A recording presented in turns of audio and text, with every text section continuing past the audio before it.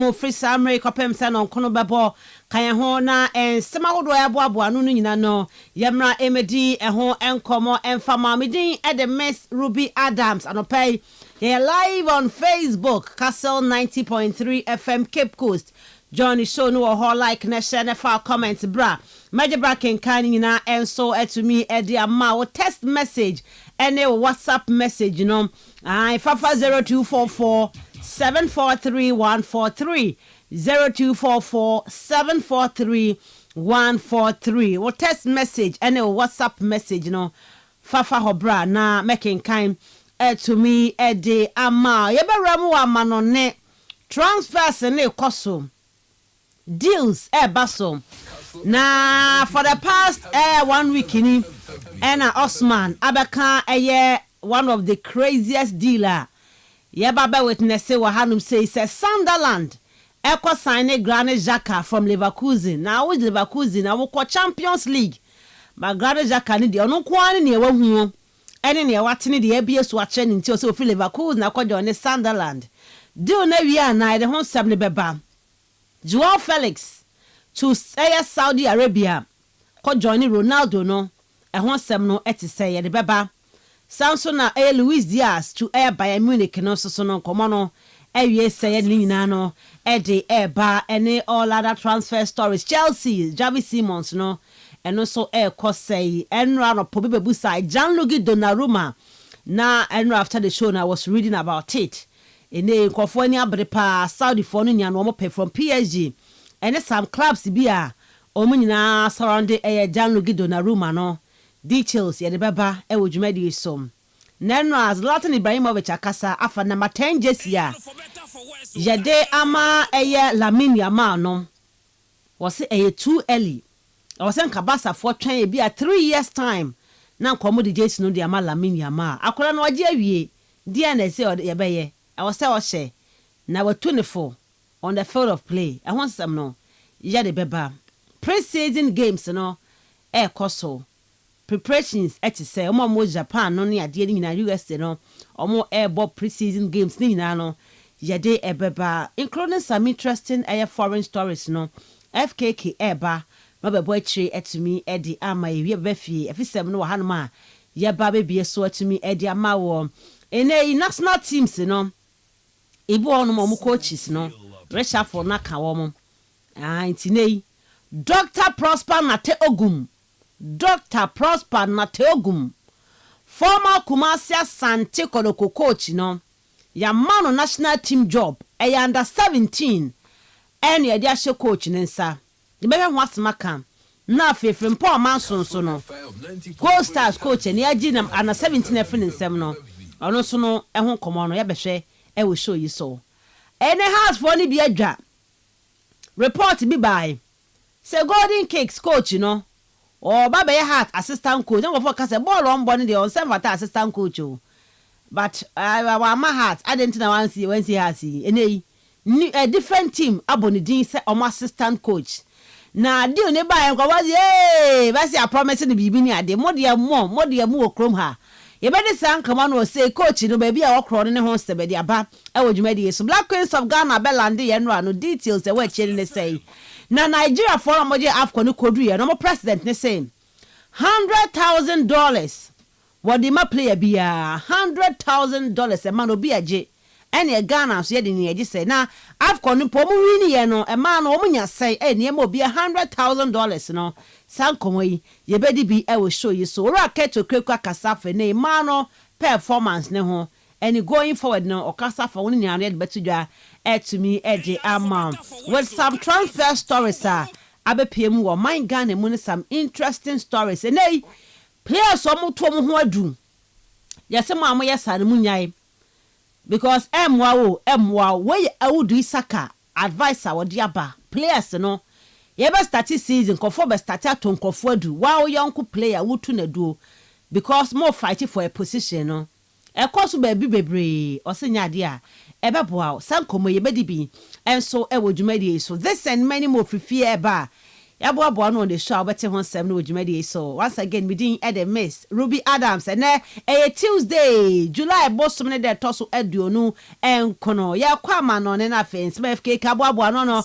Wabache to me, Eddie Amaya. Don't forget to send in your messages on a WhatsApp line, any and text line is so 0244 743 143 0244 743 143. Anopay. Meda wase pa so afidi nda hanu ma woni ye edi djuma no. The real sports is here.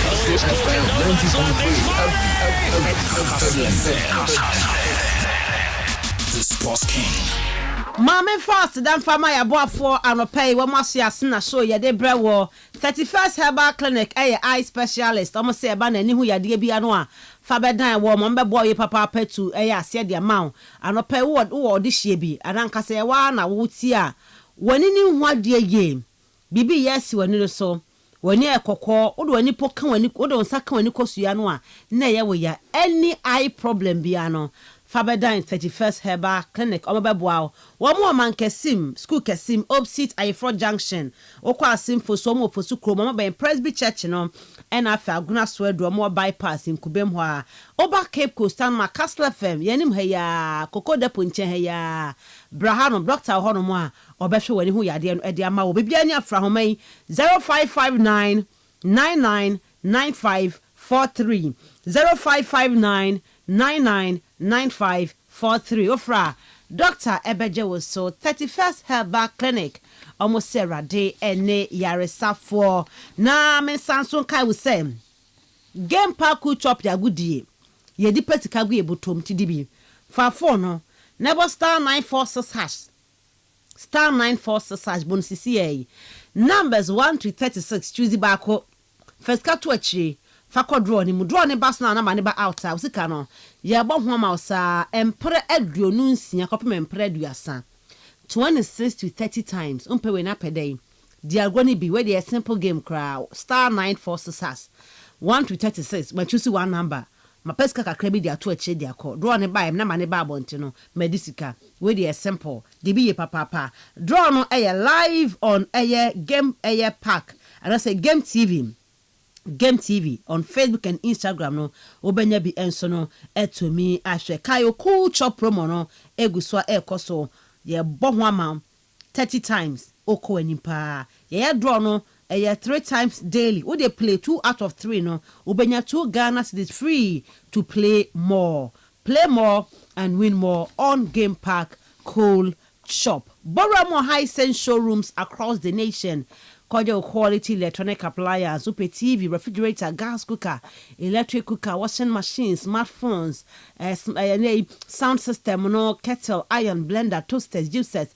Just name them. A boost will showrooms across the nation. Jodi CCA, one fin tem ha command kesim, Blue restaurants one take care.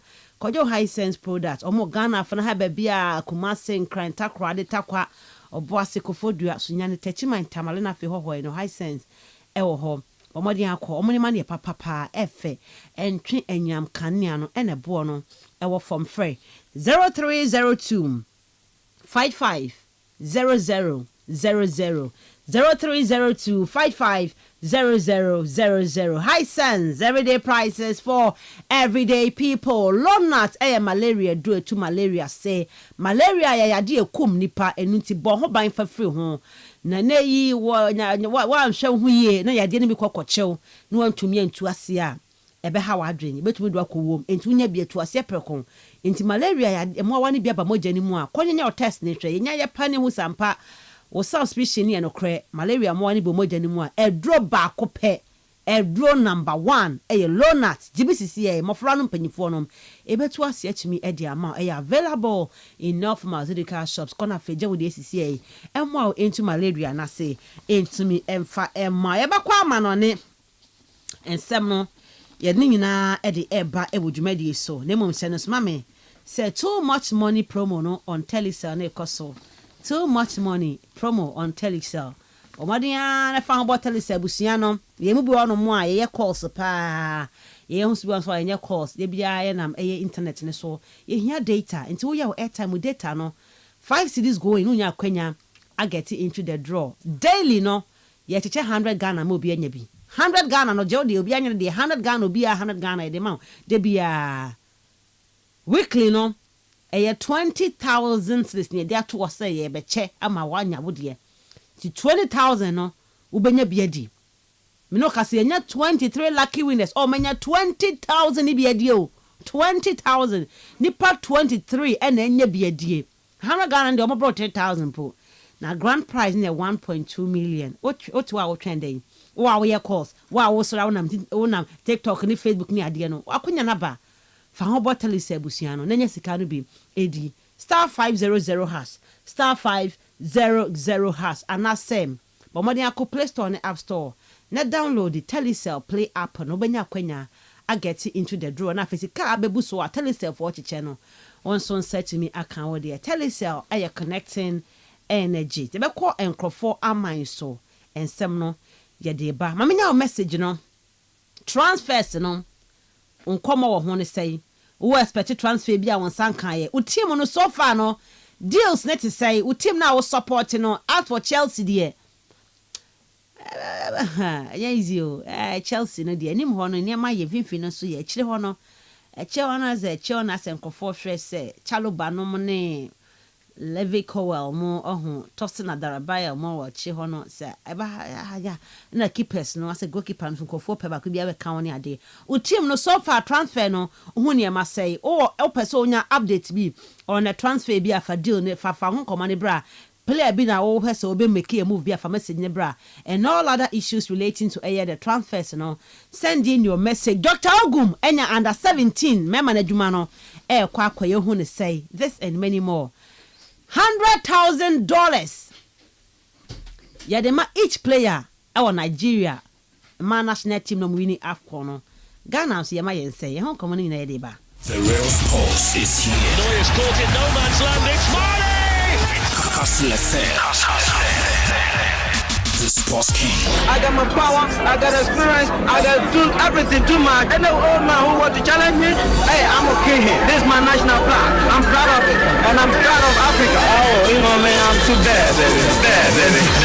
Heavy. ya ko amanone FKK at nase e de honsem no to dwa e de amaye. You're live on Facebook, Kastle 90.3 FM, Cape Coast. Johnny show no ho like na share na fa comment bebe ken kind ya man opot mi say amatade amahye no we kwam na color bay orange on na dey we no afia do chechire akwam na pade ya enti no say manimu da ho kama pa o Facebook wonti no bra ya the pictures videos bibi aso to kama amohune ma ekoso enso ewo agukansie mu FKK good morning. Good morning. Bibi abakwa no pay. Ya da nyankopon wase. All right. And it's Tuesday kwabena ne abena. Nyame aduma me start na me de aba kwabena ne abena fo no. Minim how wo behavior tie. FKK. So what study hu? What study hu? Omon kasa pi. But omutimo odene. Omon kasa pi. Ba man kan wo mo. Wo kan wo mo a. Omo ha adwen. Ana nes de be kanya no ano no. When you buy obwa omon kasa pi but omo timo din chobia we say kwabana omo timo din chobia omon kasa but when you offend them on be che say ade no tiri ni mu no enema wo tiri ni misro omo pa kwabana bra for misro omo I'm scared of them because omo ye nkrophobia udu omo agura omo hadwen ebgege yakwa na ne why ohune so na ete chanchan yakwa na ne mra matetin kwa fo so na ye de sem no so abochire edi ama Kastle 90.3 FM Robert Mensah Sport live on Facebook. Could join your comment in Fabra back in kind and so me edi ama kwame na ya set me ti sana ehon ensem no ACT shadow so said the Hawk newspaper na Tuesday wiki first edition and so me edi aba enra no be can sem bi na sem na ode eno asenti wa ko na ekope bi na ehwe said the oh my Ghana munsem no so ACT back page in front page tin no issues no and in more from front page in more baby more kwa na say anything about Ghana ni nyina and so ewo ho politically ye ko ye nim na ye nhwe so na yɛmfa ɛyɛ agokansiam nsɛm no nso ntimi fa mmerɛ ne yɛnhyɛ ase yɛmfamfiri amanɔne fishers bi nso atimi ɛba so wowura mu a deɛ teɛ ɛne sɛ ne Barnet ɛne Newport ɔmo hyɛ aseɛ EFL Cup qualification no ɔmo eyi ɔmo ho afrim na afɛ ɔmo aba bɛbɛwura mu na yɛahwɛ sɛ deɛ ɔmo ne Premier League clubs no so atimi ɛde bɛboa ni 6:30 p.m. saa game no nso ɛba so Champions League qualification no ɔmo ɛɛtoa so Coups ɔmo ekuta 2-0 3 p.m. ɔmo ɛɛtoa ɛyɛ Karat Amati na ɔmo de saa bɔɔl no ɛnso ɛtimi aboa ani ɛwɔ Drita FC nso ɛɛtena fi ɔmo de ka ɛka mmienu ɔmo ne FC Copenhagen ɛnso ɛtimi ɛde ɛɛbɔ 6:00 p.m. saa game no ɛɛba so Dynamo Kiev ɔmo ekuta 3-0 first leg na ɔmo nso ɛɛtena fie na ɔmo ɛne Hamrun Spartans ɛnso ɛtimi abɔ saa nso na ɛbɔ 7 p.m. deɛ a ɛyɛ Krevnas Zvezda ɔmo nso ɛɛtena fie 1-0 ɛna ɔmo nso ɛwɔ ɛnso ekuta ɔmo ne Lincoln Red Imps ɛnso ɛtimi ɛɛbɔ 7 p.m. hɔ naa no ɛyɛ Adeas Risky ɛnso ɛne Bobo Kre from Slovan Bratislava ɔmo nso ɛɛbɔ 4-0 ɛna Slovan for no ɛhyɛ first leg no a ɔmo nso ɛtimi ɛde ɛkɔ awɛntie na second leg no ɛnso ɛɛba so ɛwɔ hɔnom Conference League no Iberia 1999 ɔmo ɛde ka baako ɔmo tena fie ɔso ɔmo te na ɔmo ɛwini 4 p.m. ɔmo ne FCI Levadia ɛnso ɛbɔ saa nso na TNS ɛde ka baako ɔmo kɔ awɛ ɔso ɔmo kɔte 6 p.m. ɔmo ɛne Defendant ɛnso ɛbɔ saa nso na Interclub ɛde Scandals ɔmo nso so ɛtena fie na ɔmo ne Olympija ɛyɛ Lubranja for no ɛnso ɛtimi abɔ 6:30 ɛno nso so ɛba so ɛne 4-2 ɛna Olympija for no so ɛkuta ɔmo ɛkɔ awɛ ɛnso ɛwɔ hɔnom ɛne ɛyɛ games ahodoɔ a ɛno nso so ɛtumi ɛba so na club friendlies no sɛ na kɛse no bi ɛsi ɛtiɛ 12 noon ɛnɛ Crystal Palace ɛbɔ Mines saa nso ɛna Grasshopper nso ne Celta Vigo ɛnso ɛbɔ 1 p.m. saa game no ɛba so 1:30 Union Berlin ɛnso ɛne Schoenfeld ɛnso ɛbɔ saa nso ɛna Kokopiam de abɔ boko a yɛfrɛ mo Oxford ɔmo nso ɛne Leganes bɛtumi abɔ 6 p.m. Charlton Athletic ɛnso ɛne Ipswich Town ɛnso ɛbɛtumi abɔ saa nso ɛna Hull City ɛne Sunderland ɛbɔ na owura mu de a Bobo Cry from Marseille ɔmo ɛne Valencia bɛbɔ no 6:45 saa nso ɛna Kokopiam de a Antoine Frankfurt ɔmo nso ɛbɔ 11:30 p.m. ɔmo ne Louisville ɛnso ɛbɛtumi ɛde awintam so wei ɛyɛ games ahodoɔ ɛno nso so ɛtumi ɛba so ɛwɔ hɔ no ma ɛde nsɛm no ɛtumi ɛde ama wɔ na yɛmhwɛ sɛdeɛ ne games no bi ɛnso ɛba so na ɛho nsɛm no ɛnso ɛbɛtumi akɔyɛ na Kokopiam de a transfers no egusua ɛkɔ so na ansana no Tottenham Hotspur one new head coach Thomas Frank aba egusua edin komo akopie mu ɛwɔ Hong Kong ɔmo pre-season no Tottenham for akɔtoa so ɛnso atimi diaba me de ɔmo list no squad no ɛbɛbra na ansana idea no bɛba no Thomas Frank akasa ɛnso atimi ɛde afa ɛyɛ new club ɔno so atimi akɔkɔfa de dikan ebusa ne sɛ okokopie mu ɛwɔ yɛ club no difference no sɛ na esitie Tottenham ɛne ɛyɛ ne Brentford no ohun ne sɛ facilities ahodoɔ no sɛ no tirimi mu fa. What was the detail that you noticed that captured the difference in scope and scale between Brentford and Tottenham? The biggest detail that, or not a detail, is that of course when you come into this training ground, it's one of the best training grounds in the world. It's fantastic in so many ways. So that was a big change compared to where I was in Brentford. Very impressive, very happy about that. But the facilities is one thing, very important, but it's the people that make the difference. The other thing that was not a different, because I also found out that there's a lot of good people here at Spurs, and I think that's very important. Yes, yentene okoye no so mo facilities no and the first class honum boy adwuma na no ya mo esi new Tottenham Hotspur Stadium no mo toto to no man to mo de mo facilities no ade was ye papa no den we dey compare ye Brentford na say emfa difference no ewom na emom no o se facilities no entimi ensori enyi nkonya nipa no ene ebekọ na afi mo kwakọ isu facilities na resource no enso etimi dia ba no koye na ade ba ko hu ene say Tottenham Hotspur mo resources nipa no omo ehu adwuye papa omo epe nipa no nsema Thomas Frank so kan ye de fa no koye no wakọ akọ hu team no changes be no betimi aye ogusu a ye de na mum no hwa changes no from Ange Postecoglou ni team oja to no. When you looked at Tottenham game film from last season, when you analysed it, what did you see and what did you think this is what I need to change in terms of the style of play? First and foremost, I think it's important to say that Ange and his staff achieved massively by winning the Europa League title. Fantastic. First time in 41 years European title. I love that. I thought it was a lot of good things that I can use and I can, stand on that foundation and then build from there. What I like to add is probably a bit more balance in my view, attacking, defending, and then of course I think if you want to achieve something big, we need to be good in all phases of the game. Yes, Entiano Enchemo Timidia Bar, say Ange Postecoglou and any staff no Elboy Jumasha European competition over 41 years, no more NGB or more 8 break here, edgy edit to no mum do quaque a team almost so better so now for more performing and sweating me Eddie Aquani Munabibia and so sweating me aye kama and sweating me a dear man no nay and no and some ultimate about be tricky no macacana for more style of play defending wise and a beko ye Sanson and midfield no a do anyone no more transition no bibia ebeye kama na no ensema Thomas Frank so etimi ade account na ideas no say na no so etimi chire me no kwan be no as a coach no fa so ye adwuma. How long do you believe it will take for your ideas to bed in at Tottenham? Hopefully a little bit quicker.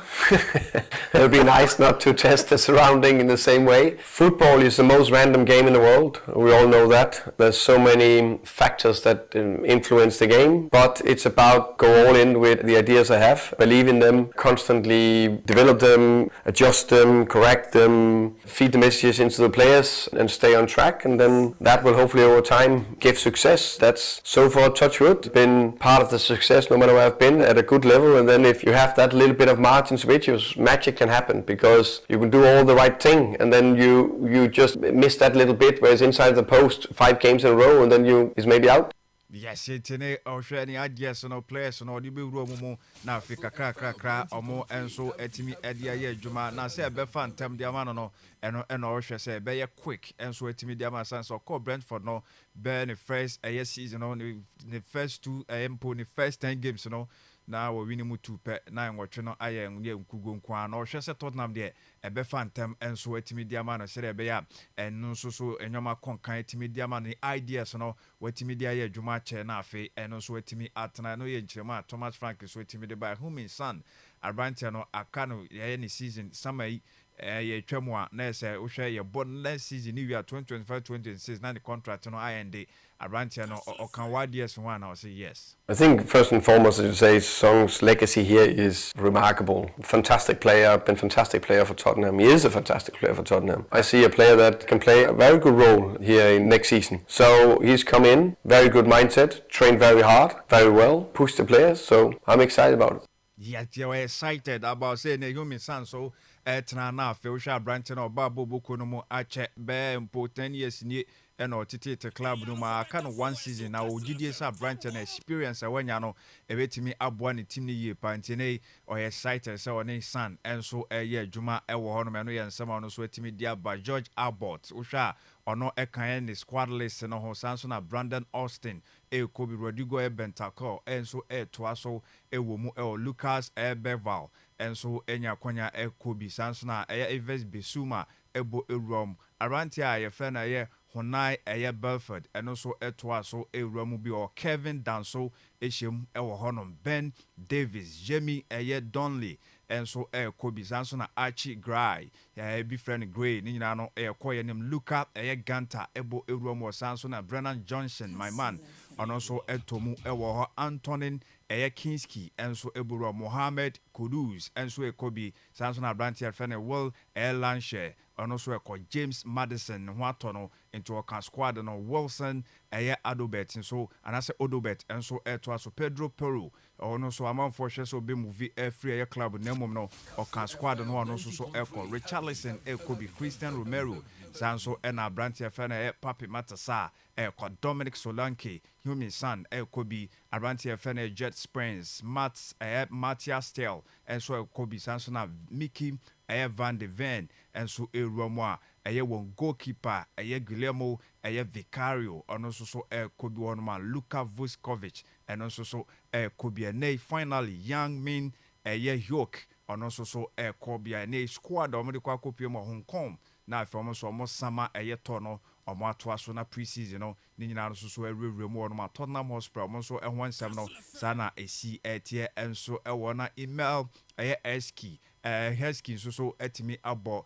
the Lioness for no aba so ɔmo so akɔ na ɔmo akɔ konka ɛyɛ Europe ɔbɔ mu team na aba so sɛ Well, you never say die, isn't it? Again, and especially when it comes to the influence that you have when you're coming off the bench as well. You look at Chloe Kelly and Ajiman, you look at the influence that they have coming off the bench and really lifting the team and giving them impetus to go forward. And this has been great to see. Yesterday, they had their backs against the wall for many a time, but they showed grit, determination and heart. Yes, intene Measki and our no elbow the Lioness England a man team no omo ekokoje Euros no abaso social team na from the bench no almost team basis and ye game no ntia team now sha omo ho de no e wo so ye pa nti ope omo attitude no omo performance o me put you up na afei omo so etimi akokoje trophy no enso etimi dia ba o England ni out na hwa na se wani age eno ye nsema no so etimi de to aso no na Liverpool aye one left back Andy Robertson ena obo aye Florent Vert Hugo Ekitike sanso ena Milos Kerkez also hwa mrante no eba Jeremy Frimpong so ka ho na ene oni omo konkohia nti na ohwa mo from afar o won former aye teams na mum no onom kohia mo aye training pre-season so course no hwe players na ho keka o say ade on bebo aye club ni ye pa mo quality no aye ade e wosro nti na be ma Liverpool team no aye stronger eno aye Andy Robertson so eka aye enso etimi edifa Sansam Granit Xhaka just an inch na ene uwramu a Sunderland for enso a confirming so monsa kano e de nefre ye bobo kwa ye from Leverkusen 17 million pounds eno ena ene team enche of championship eba bebo Premier League no Sunderland mo so ete ekwa akoto eye Abrantia ye friend Granit Xhaka so e de nefre Leverkusen eno eye de no so efi wono men so etimi e de ba na yenko yenim ekakra de ade tie and he said, Abrantia, your friend, Ashley Young, or say, ya, say Everton, the contract, no, a baby, yet, Nanko, she sent Combeman contract extension, or yeah, penny for, and so and Buano, Tene, Ashley Young, say, any dessabi, the Ipswich Town won't coach your friend, Kieran, McKenna, a friend of Sombra, on the common after championship from Monson Concobo. Yeah, it was difficult. You know, I was disappointed not to be offered a new contract, but that's behind me now, and you know, I've got to come here now and produce the goods on the pitch. I know I can go out and play well. You know, a lot will be talked about my age, but you know, I know what I can give to a team, what I bring to a club, and I know Kieran knows what I can do as well. So, you know, playing that much in the Premier League last season at my age was fantastic. So, you know, I'm looking forward to this season. Yes, you know, share for the new season, our championship on Ipswich Town for no. And kwa heso no so betimi abono modin na do mo qualify bantie nei akwanya no so ne saka no okono the experience na manfo question age ne se wanyini dodo na mo gidie se ne still kakra wo no on the pitch no ono so betimi a make difference e de ama Ipswich Boko na no e de afiro no so betimi de ba na ya branch e friend Mortem e Hodgman de ba and it's a Manchester United a make offer say Sporting CP midfielder no omo so be kono mo akwa san yes between 80 million and any sika mo enso ebetimi etua 80 million euros eno eye de fiwo enso so etimi ade ba se ne eye Morten eye Hodgman omo beko na omo so akwa eye Abrante no so etimi ede number Liverpool almost reach agreement over a 5-year contract with Newcastle striker Alexander Isak. Yakana ho ansem no omugusua ehwe say ne final details no almost betimi ewie na from Asane Abrantia no na ene yesuko ko prema Chelsea for yesi omo aye ready say ne offer bia eba for both aye Nicholas Jackson Samson Toxin Adarabioya ombeja omo amomo akoyese Aston Villa eya de omo edisa eye mrante mienu echi a omo ehwe so omo nsa ebetimi aka omo na omo kode a ebia na ene Morgan Rogers ono so betimi aba na afi omo aswape amano so aba be sia kan so etimi edi ama Chelsea Football Club na kopi omo so aye si Newcastle for no omo so ehwe so omo etimi ebedi omo bebom na ene Nicholas Jackson no omo so etimi akwakofa Abrante no so etimi deba na mom no violation no anase sika da no so no 65 million pounds no eno anase eye empo ade eye sia kwan enso etimi edi amom na ene de ba ene so rumor transfer rumors from Tottenham Hotspur.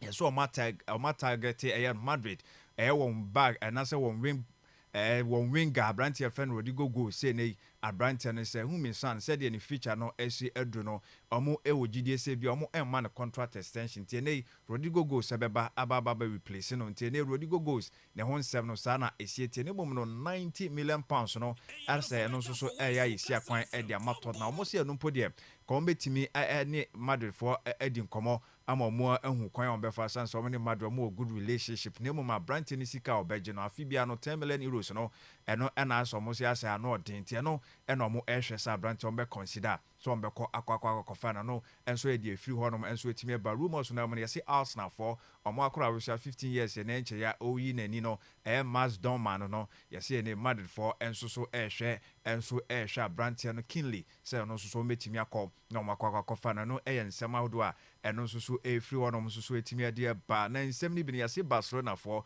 omo enya ya Leverkusen left back Alejandro Grimaldo omo so be ko na omo akwa hwe so omo so ensa ebetimi aka abrante na no no so news kakra free honom so etimi ba na ene yesi Real Madrid so mbeko akwa William Saliba no so na no ade no so ateti ehini pa ejina ne naso yie papa ntie na omo hwe sa branch no ekwan bia beda ho mbeko na omo akwa no na ene Adagule Raul Asensio so mrante bia omo ho ebetimi aka eno ni nyina no sa die no eno so betimi apiem de sansem ni bia so etimi de abrawo na ukopio mo MLS no a yese clubs a wodo bi edie Thomas Muller a omo hwe se samaya na branch no omo so betimi akọ na omo akọ sign no free agent ne free Bayern sabire ono so any team bia omo so boa omo hwe so betimi akọ abrante no enso etimi ede no aba eno de free ono kakra ba eno so etimi ede amawo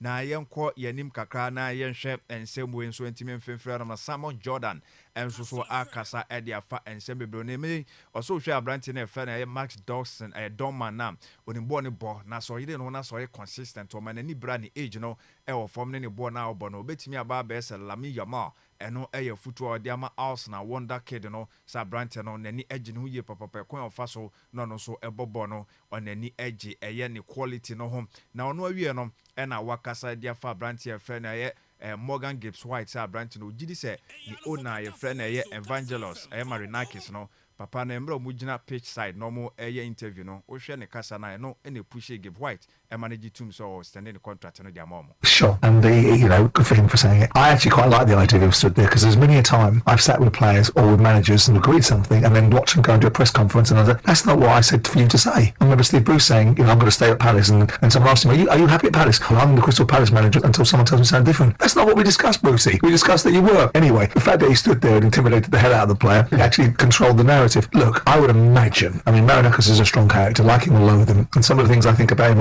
I'm quite impressed with him. Other things I'm not so impressed with him about. I think bringing Clattenburg in and somebody's behaviour. Yes, yentine papa na wom say ne nyoma bi wono mo ya wani engine no wa get closer to him to onim no said you see eye ne nyoma we obi a untimi emfa no ento form esa nti wose to da players ni bi wono mo ekochi mo ekwan wo so mo fa so na mo ekase mfa te bi ompo mo kiro mo so kwa yebusa wa kawe na obi wono mo a wanhwe ya na ochia etimi de fe ogiri se no nti ena papa no ohun sa branch no contract no nsem no aye issues bebre no rumors ni nanamo no ena mo nyina no ehye da ko gina ho no mo interview no se no ade intimidate Morgan Gibbs White no so ekeka sansem no nsema Simon Jordan so aka de afọ no we so Gyökeres a won so aba bepiem Arsenal no eno ne Arsenal for almost missing link no mo eni se abrante na bade ne omo korom kwaji trophies. He's almost got to deliver straight away, hasn't he? Well, first and foremost, the money side of things is when you look at players that are being bought and the amount of money they're being bought for. I hate to hear myself say it's not a huge amount of money. And then the second side of the thing is it's not a huge amount of money. 60 million quid for centre forward. For centre forwards are as rare as rocking horse, right? Yeah, they are a very difficult breed to get. The second thing is will he be the panacea? I don't know, because Arsenal play a certain way, and one of the things that might change is that Arsenal might. Now we talk about Arsenal's frailties last year and the loss of certain strikers, and once upon a time I used to call Havertz a tax write-off because I couldn't work out exactly what he was. Right? But the fact of the matter is Arsenal scored 82 goals with Havertz in the side during the calendar year about a year ago. Now, they play a certain way, and they might lose something by playing a different way. So it's not a given that they're just going to march to a better outcome. It's going to remove some of the barriers to entry around the observations about why hasn't he bought a centre forward, and also maybe bring up his shelf life. I'm talking about Arteta, because you go by Zubimendi, you go by Gyökeres, but potentially are two solutions to problems that you might have had, with the departing of a strangely conflicted party right now, and all that goes with that. And you've got a situation now with people suggesting there's very few excuses. Arteta won't have as many reasons to explain why Arsenal don't win anything next year if they don't win anything. But I don't think it's going to be a gimme that all of a sudden Arsenal that play a certain way, that use forwards in a certain respect, all of a sudden go more direct with a centre. Arsenal anymore Victor Gyökeres, so this expectation was from Branton from the Portuguese league in Mubano, Obetima Bonomodi. The asterisk is it is in the Portuguese league, and we've seen strikers come over. Darwin Núñez scored bucket loads, and Ian really come and light up the banner. I think you can compare and contrast. You can do all of those particular things. He scored goals in the league, and it looks as if he has improved from his time in the Championship. And Arsenal bought him because he has scored a lot of goals. This is the point. And whatever you say about the Portuguese league, it might not be the Premier League, but it's still you've got some decent players playing in it, and so it's all right. It's a big one for them because he's come in there, he's wearing the number 14 shirt as well too. Not that doesn't really matter if Thierry Henry wore it or not, but he's coming in now, a lot of expectation on top of him, and it's up to him to deliver, and it's up to Arsenal to deliver as well. Yes, NTNA is up to Arsenal. So I'm so bet me Abuana Brantiano deliver bia say or Sporting CP or Portuguese League Becas and it goes our channel the league in to Premiership na as a boy braka cran no Bibia and Chelsea almost quality players almost cover before from fat being Poba Premier League no mutimi ba eba be boni ye NTNA Gyökeres so say Arsenal ehye no me ye na se fa at the moment na fa de ma Brantiana ono so betimi aboa ama Arsenal bobo kono so etimi edim kunimu abro no so eton tran bebre so etimi ede ama omo. I know that after this stage with Man City I'm going to stop, that's for sure. It's decided, more than decided. I'm going to leave after this stage with Man City because I need to stop and focus on myself, on my body. Pep Guardiola and also Ninsema wetimi dia badodo na say a bombshell now kwa daben after this season and I say ne contract no end the cry on to us or Obekwana no no so Ninsema no so wetimi dia but during or no so ne holidays on also and some for the chin or one corner and or this bombshell no so wetimi dia to himself just a matter of time on also jumedie Audi Manchester City no and also ebetimi aba ewiye no manu ya nsama wetimi dia ba Bayern fanra mo de by say Michael Olise ono a player of the season our monso so etimi abona baso so kopie mo Bayern bobo konoma Michael Olise performance no na was so ye pa so moni asabre omonso edisa award no enso etimi ede amano amasa abaso body no so etimi akọ ede amano na Dan Indoye Nottingham Forest for enso I agree say from below 10 euros plus add-ons no omonso so etua enso etimi di amano tie ne ya no ombe confirm sa di no Raul Asensio so Madrid for enso upgrade their Brighton registration no shene so said last season no sia kan ede mo as Casilla player anti no so me ede aba Chiamaka na dozie ono na edat na no so etimi ede elmo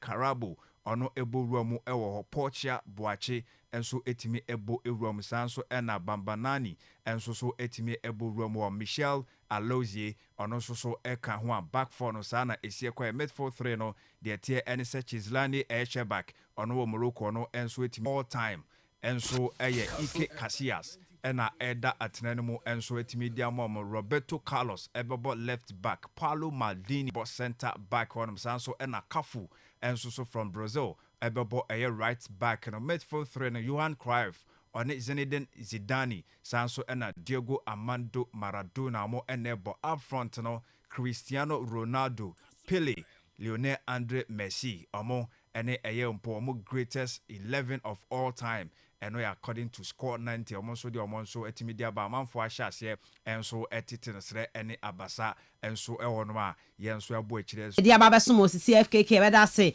what dia conquer for am I so mama now message on 0244 743143 0244 74314 wakwa lande ewo Bayern kronimu ntino wakwa lande ewo Bayern mini kronimu a enye fedi agro kwenti capture na camera na capture no kama okita ne niema to me say me de enra deputy okay deputy aya asen hono baby na deputy I was saying so I'm so much happy for him as yo Liverpool for answer a good business. Of course you've done a very good business over 29 years but me boy ne efa cause what mean boy when I say want to mean get it even 90,000 friends pounds a week on to me na that when you know and I asked my chim so 2 years I on the contract ne so and you to me I saw 2 years sansana when you increment that be ya bo my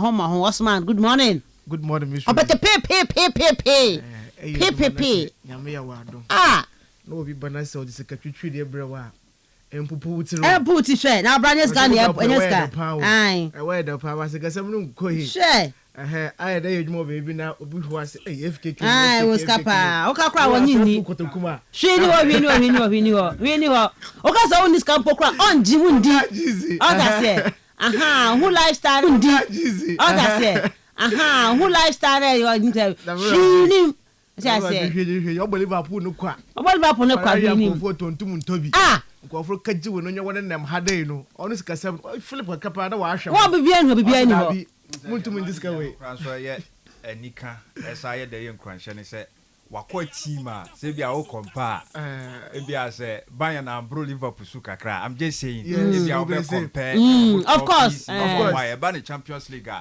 they are up there of course Liverpool enti won timi nka say wo feel Liverpool ko David Jessica we sika so mo a quadruple p abobo ho pa nice move to cars ni bi na no abusa no say yes o say ayi wo 5 cars how kan o say that we need for 5 cars Mensah was Spain me nu wo yi ohun na onko no cars 4 that we need akwan say 5 cars aga say obedi agro okon baby Osman sana pay hu ye de yakopon na do bi ye de nyame ase me na mantumi ana ai mantumi ana de no kwamsa de kodaim mantumi of course and the accident that happened there were Accra Kumasi Highway 15 people 15 and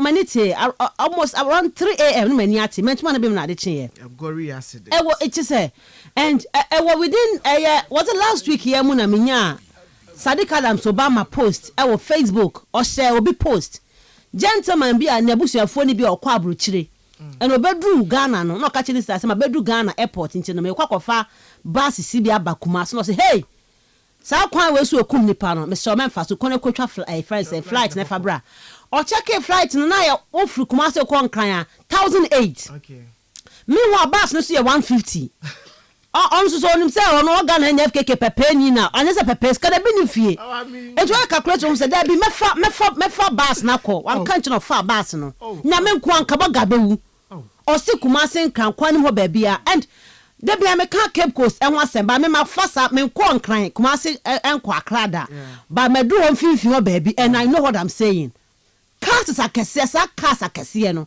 sa so ba mi ensa and me ka na say o yef bus so yef ho nya me nko a because cars akese na di wani no o mo kwate say opemfo no o mo nko ntem so the best way ne say we be overtaking we ye penso so oni kwa kosia ukosia enti no honestly no kwa kan sisi ya near the parties sama kata ya ni me say Osman ya say nanado danko ekufuado ne pendo ana ye hu the dualization of that road no road was start away and kakankra and it's long overdue or your face to face akwana ya efon happen ehiobi emuswa and besides I share the intercity connection na oche I mean Kumasi ko Accra obedi kwan so sa uluda ko for aka adey budget review when you said that was amakoka ai he say welcome me say but I stood there go buy no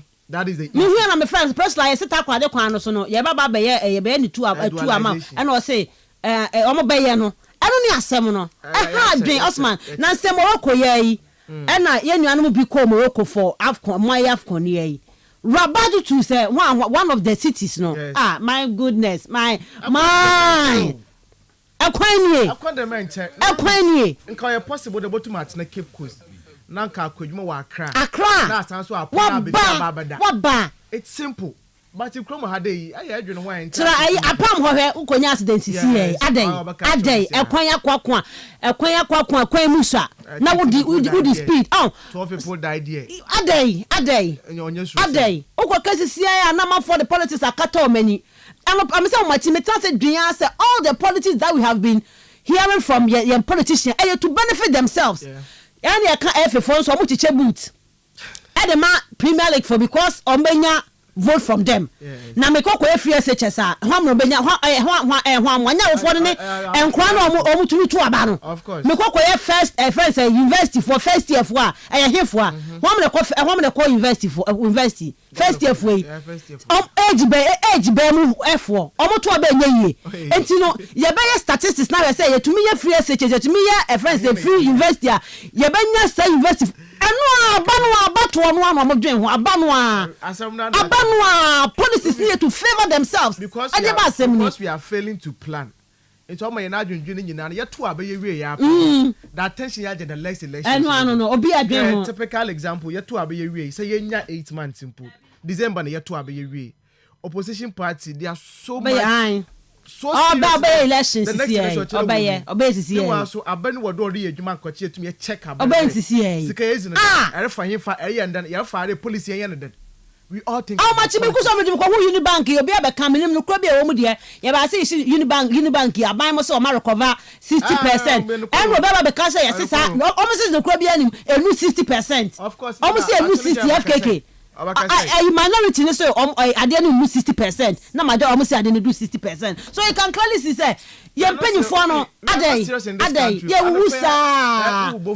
wusa nta me menya politics ni bi ya tinyema bi ase be come hade no to be honest one fire fighters ma wonum ya sika fa mpanya serious wo munya na wan ye serious ha wo munya serious because Erica asem mpo instead ye benya botane ya hwensem ebie no Miss Masim no na the fight the politics na kwananim odwe the party we done Ghana for some for no mama fancy wa here how many times na the politicians see true road accident we ho so onya accident mpa onya citizen because car otwu no emfa na onya what should that one kwan say because on otwu V8 talk from how many times na better obi wo V8 nim what na okọ the hospital for some few months pe na we yi no wa ba na we quarter trotro ya wa over parking power can bomb even yen ma yakofa ye ma yakofa ne ma okwan so baba beto ama ye manya biadie me say I remember the year 2004 2006 one of my friends ne ma me okokwa so Accra Kumasi road and ma me ko na the body so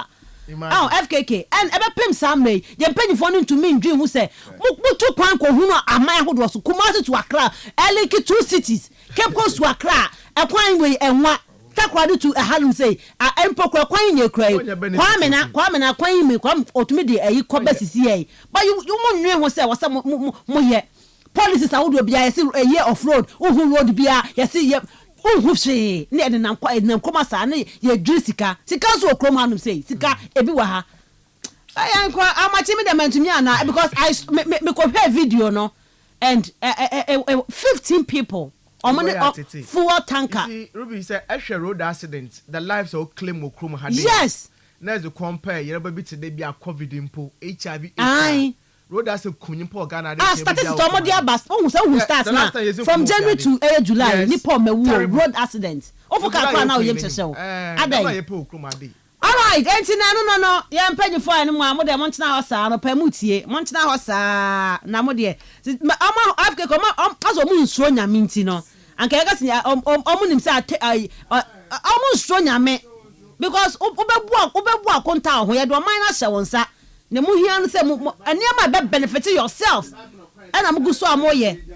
Bible na Quran kasi enu kwa parliament obi dibona na you protecting impokro no na how come the Unibank obi am close to 5.7 billion as impokro bo tue sika no 60% na 40% on hefa 40% on kwan hefa naturally you cannot recover everything okay the country will leave politics ne de me de menya bi menya bi o menya bi o ba kan sem bi a chobi ama show bi a chia aba akra Let me read some of your messages here and let's go. I'll say hi, Miss Ruby, who say man no day, fabulous Asante Koroko. This is their second time they won the cup far away in South Africa. Their first time it was against Anglibert in Congo. Okay, so they should leave Koroko alone and focus on their team players. Fabulous, the best in Ghana. Good morning, Miss Ruby.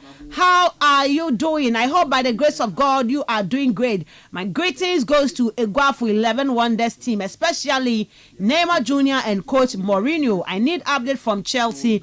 I'm Nana B inside Iguafu. Iguafu na different audio about me that say. Hello, Miss Ruby. My name is Enrico from UCC. More update on Madrid transfers. All right, yeah, that's it. Good morning, Kastle FM fraternity. Football is not all about money. Trophies is very important. So Chelsea shouldn't make a mistake selling Kuku, else they'll regret. Never. Hey, FKK, tough kwa. For Chelsea to sell Kukuria, tough kwa. Toboli. Yeba poase FKK kebaji be yesisi ni atna prior so etu chechewa etu akoto boli wakoto Kukuria akoma hwan. And he sacrificed in every area and finally tell a friend to tell a friend because Orange Friday is okay pending them. I mentioned that duo about 2 weeks ago FKK that duo be see me kama oh ya dear pa me hu no kwan ho a no so wa na ye to me se na kom de no tano papa best so kopa wa chie de ba na na wa che for ne mai no adwa pa Osman that duo na ye pa wa chie de no pa agene de obu wo mo wa chene de say de pa Osman so wa kan wa sma chere me ti no mba be dibi. Good morning, Mr. Be kindly update me on Hwana FKK mo ko sani pe fan is still na say to Madrid then. Okay. Simmons to Chelsea and Rodrigo to Arsenal. Chelsea must buy Hato and the other defenders. Okay, but that's it. Bra Kobe, I want update on PSG transfer. Mama Fa in chat on please. I have heard Liverpool want to sign Cole Palmer. Yeah. Oh, Alonso, Jai says to buy anyway. Liverpool phone can some pay. Osman. Also, what I say? Liverpool person moto Cole Palmer, Bukayo Saka, any Enzo Fernandez. Alonso anyway, and so there. But Mama now message on 0244 743 143 0244 743 143. The real sports is here. Neuer's caught in no man's land. It's Marley. Kastle FM. The Sports King. Mahomachibo ntino ama eni ntumi nko eye emano Copa America no bobo no madu semi-finals. Ahomachi Colombia mano the penalties Argentina mano tattoos for no. Ye you amodi o mafiri mu.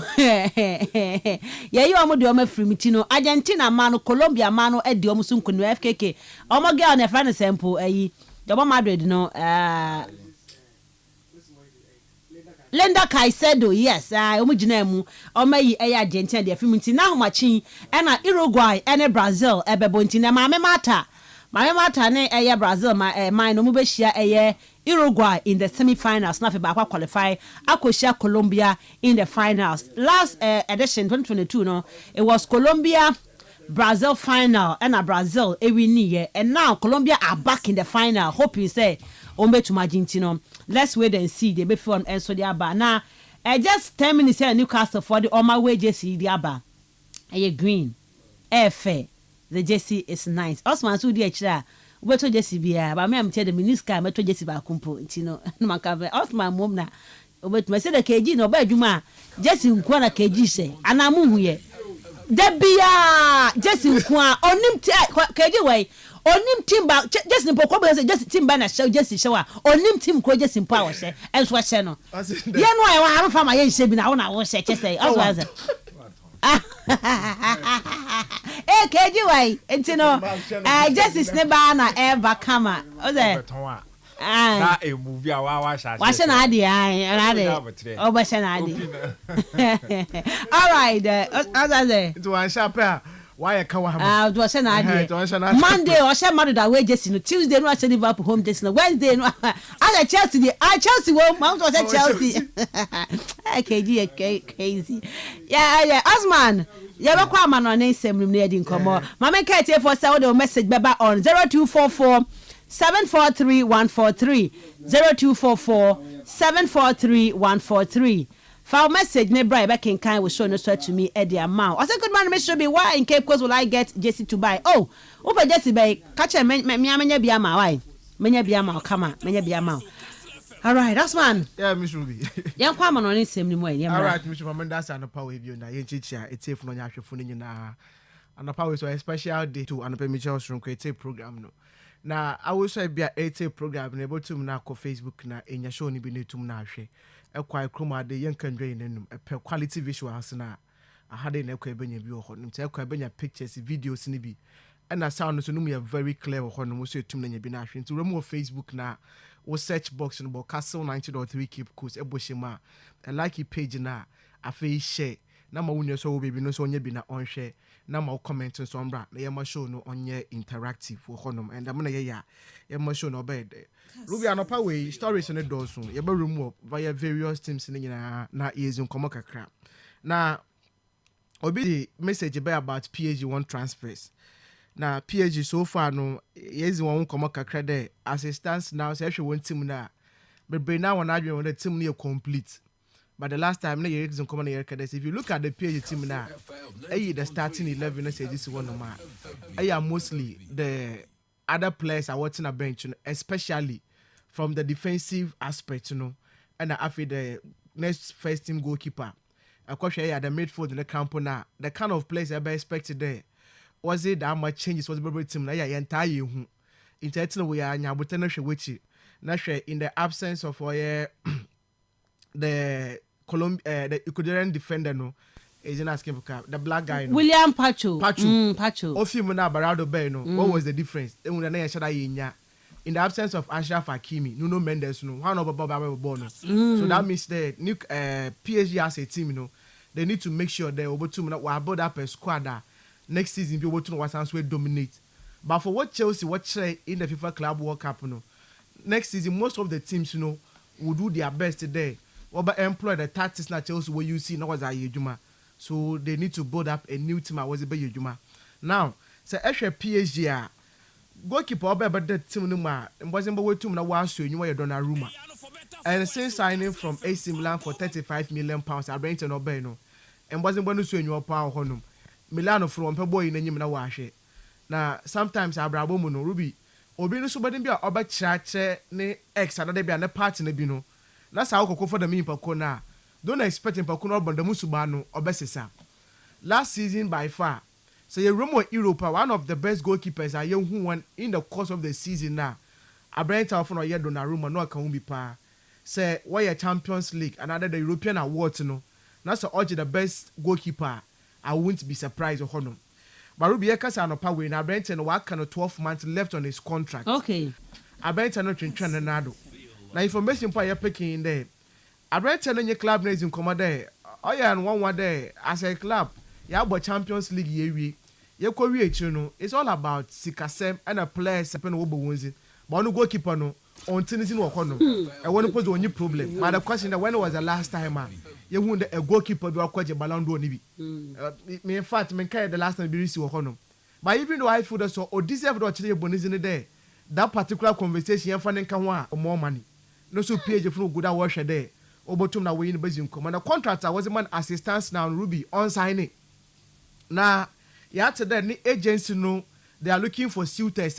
Once who obeba, information and any club was a proper project. Us in the PhD for once it is possible that Brenton about to now we move if you are PhD in this summer, and it is clear on us other honum.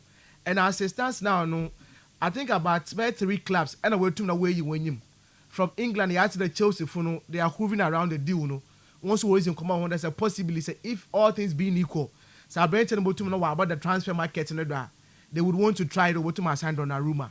Manchester United and so it's also another club once we to where you want him because already it is something yesterday to fear the United for no was share a first team goalkeeper oba obetu na oba challenge oye Andre Onana inti no so ya zo tum no orkodo honom na anopa we ya kesi amikuda me research about the possible replacement for Donnarumma no oya za PSG for no we tum na we remu oye Lille honom na goalkeeper wo for no oye Lucas Chevalier, he's 23 years of age. Last season dem was ma oye Lille for no and a PSG for no was when you are brain and pa na Ruby nkoma ya pick another information in your day in terms of agreement between the club and the player no or ya za we tum na waja to monitor personal terms no it is never a problem now baby our kind there PSG and oya Lille no obotum na we nkomo nti na se Akalefi and afi Olivia Litang, these are the two owners of the club sir we to make sure what is nkomo information in your day they are close to reaching a full agreement to sign or the 23 years or Lucas Chevalier goalkeeper way. That means that's Obana. Donnarumma one obanya competition. Second, so Podo Kwa. Obotum na weja no wa a new goalkeeper will come in. Na we tum na wa baba ye dwumatino. No so by another one ye benya botane ebophwe Mensah this particular deal we no. Obetum na obekọ. Ba me wojizi bi dance Donnarumma otum otena. Ruben ka obeboa. Because first team goalkeeper say any good environment Ebotum na also our try V at the Champions League na Sikasem would never be a problem for you. So why would you want to move from your PSG? You can also start and then play over there kakra for some time, no. Maybe later the achievements are put up then you move on. But for the meantime, Nembron and Krabia and Obotum Obachela Brent no obe stay and also there Obotum na wako na nyimo honum. It's no see a mofi or your PSG for one camp honum na oreba. Ruby Uncle Spain. Na yenzi Madrid home komo kakra. And that and I come Madrid for one fan pages na zina and information all close to the Madrid Urbano.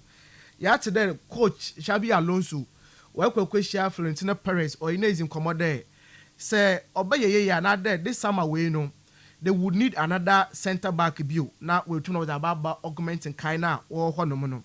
Now Ruby yeshwe na no na no be here there indeed Madrid would have to get another center back view. Say Abaka ya FIFA Club World Cup here we started among Komozi no fiade about how some of the players no one performance no osi okwa in that particular tournament no. Yenya information for the Antonio Rudiger no they cannot rely on him cause this year no say hwe ne bobo no bona wa kwakwa on and off for honom.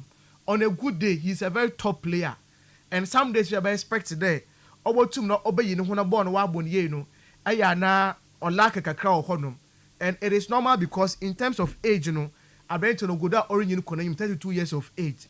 Raul Asensio, this guy last season, in the course of the season, no, obanya the breakthrough honum. Nimbozin bonu suenywa. But getting to the ending of the season, FIFA Club World Cup performance holding as a 22-year-old player, no. Now nimbozin bonu shut down suenywa, especially a team just some away, of course, I didn't hoist in the bay. Player own him the club's history. Player club no mbobida. Open within the space of just 1 month penno. Abrento to my settle in currently the mainstay in terms of the names are married next to what you know why as na. Ebi so obiano be about din hoist in no hono. Oban ni eduma as a center back na. Abrento no to mo ye eduma ni ye hono. Then again to so oban there. All to now for passes in kind game one. In terms of the defensive back line for no. Currently obiano especially in the FIFA Club World Cup no. All to more forward passes than din hoisting. So that means that Brent no or has no quality no was sir. Adam Militao, we'll talk about no simple injuries. What cause a Brent and a kakra? Ya should I young ye. I should David Alaba for instance, sir. A Brent has seen Johnny Real Madrid in the first season. And not to madam competitive or and football abilities, no. But since then, Brent be ACL no, he has never been the same. Even for Madrid in terms of Sikasama Brent no to my Ojo Madrid one na. This a player say if you wage building now about to know what boy pa na any players adequately no they will come in now we to know about augment to squad no honum. So that means the center back position now Madrid full of 4 players in terms of the 4 names you know if you they are tried and tested experience way too much didn't hoist no better so about change the quality no to my konenim. But in terms of the uncertainty about some of the players you know it's something very clear. And one of those names are what tried about to shipping out to David Alaba. And that is very clear. Information you're picking in there. Club no communicates I'm a player in them. In a long term future with the club, no, it is not possible. Or in ye. It's Ebia and you may have on your club biba. obotum na wa ahwe no we gya no kwa because already na kasempo no ontum mba more than 5 matches into do kakra bi na kwa akwat na bench and on your game time mpo na performance no otiden. So that brings the argument, another conversation about both Konate and William Saliba. One deal was a matter for explore there. Once about to mark between one of these or two players way. So that means that definitely they will try to bring in another centre back. And information the coach na catch Perez there on to on board. Now one to na one fair kumbumbe mo honum. Now say the laterals one na one new problem or honum because in they say well Carvajal experience also being a leader of the team no. Now says Trent Alexander-Arnold Abaka who be wa. That means that you have adequate protection of honor. Echo the left back one now. In fact, they can boast of 3 players. You mentioned Fela Mendy or honor, Franco Garcia, no simple honor. Then again too, no, a rental for no year Carreras, no so Abaka Humbi. And when I assume they don't have a problem. In fact, we are even expecting for there a Kubotumna wave in between or yeah Fela Mendy no and a Frank Garcia, but it's clear that Fela Mendy no may leave the club. So that means I call the back four one now. One shot that one new problem. With the exception of the fact that the central defensive panel, one person would move and they need to bring in another player. And to Madrid is to go down once to market one no. What should I want to know when you one centre back no? Now our Baba can be on the way to now our boy because next season, Ruby they should do better. Actually, Madrid for one standard last season, everybody to me there, they failed last season. Their standard in Madrid no. Young boss season and trophy-less. Now can they be a club in the Yazi? No. Madrid need to win something. And last season, no, Yamana Koya and Farmer, and this season, no, they need to prove a point today. It was just a blip. A new coach now, Wabano. No, so obey here about to now start ye. Now, I couldn't meet to Ruby, way no female one ma or ba. My young room England. Before I back as a full woman, Mamma starting fee as a one of my yens in Komoka cry. Sunderland, if we were championship, no, now what to my qualify about the Premier League. Now so far since coming back to the Premier League, no, Ruby we show there. Yes, or league, no, or Bono to welcome. And so far, no, Sabasha almost about by 6 players. Yeah, 6 players, and we to the one side one. Now a brand of no year Diarra 31.5 million euros. Le fee no sumpo 23 million euros. Taubi of Morocco 23 million euros. Moses Adingra no so 21 million euros. Sidiki no so 17 million euros and a Ronaldo one oil free or honor. Now Ruby said can you now boma say can close to 130 million and I went to my spend I was second. Yes. Now an upper way last 2 weeks never had the Granny Jacka. I went to no one crack because a player about Leverkusen Champions League next is over Bobby Honor. Leverkusen for they are closer to winning titles than Sunderland if we now bring to Otton one of my Sunderland for contacting no. Wajatum he's going to play with them. It's in the all of a sudden no I bring out for my Granija Cano and a pie say Otton plane ma or call ye Sunderland Honum or quite the medicals BBR. Now fee now Albany 17 million pounds no and Orba but then say a per fixed fee now or 30 million pounds and a 4 million year add-ons or one. Now in fact Obey and Sunderland one highest ever paid player Obo join the team no. In terms of quality and experiences, when you're about to make a Granija can ask some day. But why your mom crying there? And carburetor when not Esmla for here in a pound. Meaning why all of us had also said again. Or do baby Pono Saudi from the bay. Yet say that Coca Quadrano Honum and our face Sunderland for Bayer. Papa we watch out to me day. About Obama Sunderland for no. Now we to my try the to know avoid relegation because Sunderland one budget Premier League no. One bomber qualifying for Champions League. Yes, for a football it is possible. But then I don't see that the kind of squad that the other teams were building. No, Sunderland football team now about build enough. Or about sending the likes of Manchester United, Chelsea, Arsenal, who on Liverpool has not qualified for Champions League. In fact, even Europa League in Punabayazin. So for them, the ambition will be there. They should stay afloat in the league or honor. And then we team now we convince our brand, our friend, Granny Jacka on the ball honor. That is football. Some players would always want to make that mark in the clubs now. What I cared all about Arsenal. He was one of the leaders of the team. Oko by Leverkusen no. You want to see your father.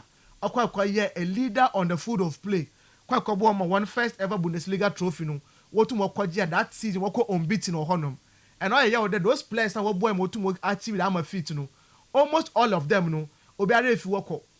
Inti Liverpool for vet no nye Frimpong. Since you also to no we move on. Jonathan Ta no so Bayern Munich Saka Gramado mu Gramado so ho no Parubia no ba ya tete there some of the key players when you lose them in building a new team no e you take time kakra into Brentford akwa join oba join Sunderland ho no pay oba medical so we oba sign the contract no na wa ba new Sunderland player ho no ma yenko Newcastle na yenzin komo Newcastle fi Ruben car I Saudi for one scout be share club no mu no na can expect then the next PSG would have been Newcastle but then in England they have ways and means we see will control some of these clubs but be wonder for Kobanda the Manchester City you benya the Qatari and they benya the Abu Dhabi investment what more rise the quick do sura urban players are over ton as in what ton ye where that quality now in they will compete in the Premier League in ye Champions League we to na wajibi hono but the SIP over Newcastle hono no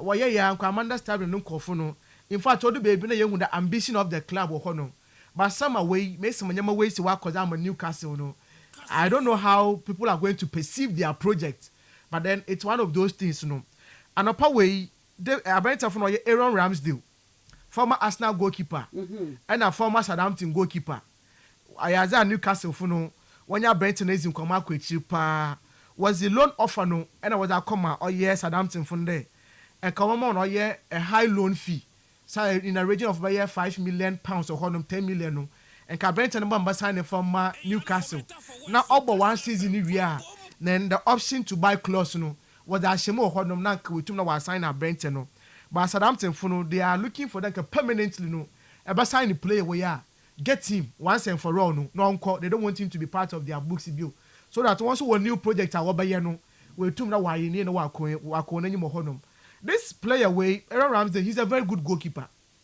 Zabashana Bournemouth wa Sheffield United or Arsenal for some 2 seasons not nimbozimbo so anyo pa but the problem with him in there Ruby no concentration levels no I know wo form the 3 Lions of England also to munya bi bo honum but all the baby na can expect them go to na compete with David Ryan no na Usher Ryan no quality now of you that's what na honum na where second fiddle onya bimbo so he would want to move on and akwa join Sunderland now there is a KCB around the player and sometimes I feel that it is the choice of the clubs now okobonu it's not about our club it was one relegation so akwa Arsenal for na relegation that be but I said Sheffield United Ebo Bournemouth around that time now.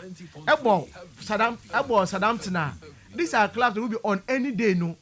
You are likely that you are going to compete in the relegation battle no. And that is one thing that Brenton will find himself in that most situation now. And you're not conquered. But I feel that so concerning for Newcastle now. Nobody can say the Newcastle will go for relegation. It won't happen. In fact, they are even going to compete in the Champions League. So more competition, they are going to need new faces, no. Now we're two now was one eye more honum. It's Aaron Ramsdale to a Newcastle, no. It's one time to see a good yes, makes my 2 clubs no oversee obey that particular deal, no. Now wako no more honum. Now Ruby Newcastle one abio no. They are search for replacement for Brentford of Alexander Isak no. Okay. Oguda or kodo honum. Isak Liverpool one obeko right. Liverpool one obeko. Okay. Okay. Oba can Luis Diaz can have. Yes. And the boy can is can once. Almost say 75 million euros. And I don't know say for a this year Liverpool baka bid for 100 million but I don't about 20 million pounds. Okay. As to the Newcastle budget that much no. What's 150 million pounds. It's what to 20 players. I'm Liverpool one is in commercial kakra but it's a Newcastle. It will be the replacement for Isak no is one thing I know share. Benjamin says koni deal no it is open. Yen na ya atem komo no. In fact Newcastle funa kwezi komo bibia there. Abrent no chotu moba. But I know power I can confirm to you the Manchester United. Once we are more Leipzig, yes, that was the most striker no. Once when you're general parent no. Between Newcastle and the Manchester United no, Abraham would have to make a decision to select one of these clubs no. But we'll be here pick information be there. Abraham is leaning towards to Manchester United because of the kind of team Ruben Amorim was started to watch and the players that would surround the strikers no. So Obanas and bonus to anyone now. In terms of getting those or your chances, no, those passes now, you know, or you able to be brave from the players that were surrounding it, you know. I bet on ordinary, you know, but Newcastle that's why I smart today. Okay, you have plan A and a plan B. So plan A now in terms of Benjamin Sesko, then we can also get an EPL proven player. and that is a brand tower for Nicholas Jackson from Chelsea. And also Honoma was worship already say Ashe Newcastle for now. One qualities, another one strikers are when you're facing the ground. So Obiaba numbers and one to most to you. Into Abakai dem Baba were Newcastle. The kind of performance are Brenton Otumna ordinary honum. Papi Cisse. No so beba bought Newcastle Kakano from Senegal. No, Yahum wasn't bought to a beba Denizio honum. And to Newcastle Penyafuno, they are convinced there when a Senegalese strikers now. Wabam wasn't born Otumna also in it's in there between Benjamin Sesko and then Nicholas Jackson. No, they are thinking about the two. No, the Ruby information in there. The price for Nicholas Jackson. No, the amount I chose for that to Brent Yendo. Initially, you better say almost about £100 million. No, and I was to a Brent Yendo. But I know per way no. In the Chelsea phone say Brent they value him at £80 million. But Newcastle is willing there £65 million. No. What that almost comes a club our front or your Chelsea no. Now was assigning players no. That means that there is a valuation differences. In the Chelsea phone pay £80 million. And then Newcastle phone watch there £65 million will go to ya. Once about Nicholas Jackson. That means that there is a certain £50 million or year differentiation. They need to try to trash that particular one. No, and sign a deal now. Kodo. It's all things being equal. No, so if they want an EPL proving striker, then Nicholas Jackson will be there because of Oba. He doesn't need to acclimatize to the league in bill. He knows the environment already. Oba certainly independent. But one way to know what him. On the other hand, said the says bar or you're gambling 50-50. Either about fun or rimfa. And that is one thing I work on waiting for Newcastle for no. In the Nicholas Jackson no. I bent to them a basic canal. No so wash over to not one sign or yet Nicholas Jackson or Honum. It will be no so your basher deal way. Miss Mobeko and then I can what had they there. I corner Chelsea. What's the what for that? What on one players no, the other class would have to learn from them. These are players have been bringing out that were surplus to requirement. But they be rate you know, not Chelsea for two more players on a very high valuation now. You know why you may not understand, but that is Chelsea for you when you in business in your power honor. It's no so yaza, no so open panable honor. Now Ruby may you more Everton, another Jack Grealish in the camp of honor. Now Jack Grealish player, me are very sure that you know my branch and no boy. Nanka Odu baby now uncle awesome pass him or most of the clubs are only one equal more honor. Now Manchester City are branch away since signing from Aston Villa. Oko Manchester City in 4 seasons and I Brent and walk akobo. But in terms of new performance, you know, the second season with Manchester City, no, na you that Brent away or as I were to na way you know you man was in bono also anyone and even in that season, no, I Brent number 15 matches or share 5 goals and Otumama 11 assists or honor. But fast forward since joining from Aston Villa 2021-2022 season, no. I bet on the Yabo season, we are almost 6 goals, 1 more 4 assists. Last 2 seasons, 3 goals, 3 assists. Last season, I bet on 3 goals, 5 assists, and 2 more quick. And to Pep Guardiola, looking at the team, last season wasn't one boy. Now the baby na pressure to my bar. Ellen Halan on to stay fit, on your consistent or honor. Now I expect that Savino so bossy be Babakahu. Now Jack Grealish no. Obi Abakar tried and tested. When it comes to the league, go to more Obama Newcastle another. City team what to work on any muno. None the performance no or yaza on to na on so anywhere. Fast forward the Korean season no. A lot of the room was not started of Bob for a brand town for no year. Jack Grealish no home. In the FIFA Club World Cup no. Manchester City are not going to win trophy. Other appealing no supporters, another other appeasing no supporters no. In the Abraham one for now caught that particular tournament nibi. It's in Baka Wahade there. It is very clear that Abraham no on Pep Guardiola ne plans who because Oba no for £100 million no and wasn't one now so anyone. In fact, he has been a failure. Meaning why I saw Bana Yakasam the players one person way to master anyone now. Yan can some young funka home. And Oyaza some away. Club now communicate I'm a player in a day. Onka plans in Hubi. He should look for a new club now. Wako. Now because of ne salary and no wages for the week, you know. As I some of the other clubs today. About to know our room, no our sign our Brent, you know. In every week, Biano, a Brent turned you close to 250,000 to 300,000 pounds a week, you know. And I watch your was man with this kind of shambolic performance, or the Nazi on the foot of play. Into no one more question on honor. But here can say Everton for no David Moyes while be room there or was sign a Brent no on loan or honor. on loan wɔ hɔnom nti no Everton fo ne tum aba West Ham and afei Napoli, so these are the two other clubs and once work Everton for one day or put a wash and was sign or a bench of no Jack Grealish no, but Jack Grealish nakasano he favors going to Everton because he trusts in David Moyes there. So I could join the papa now or to my one man career no was sounds to a general review now. We to my one so about the 3 Lions of England now. No so we two now on your one quite more no. No so another interesting one now. No say about this particular deal no. Obeko honom. Now yan ko oye club of no Manchester United. Na yenzi honom nkomo kakra. Monday yeba yenzi nkomo no. Ruby na makasa fa Brent of no oye Toby Collier. We oye reserve player the senior team so United for no. Wo push Brent and moba onye bibo wo honom. Na fifth one no so to mobi. He's not a bad player. But Manchester United and upper way FKK why your story in the day.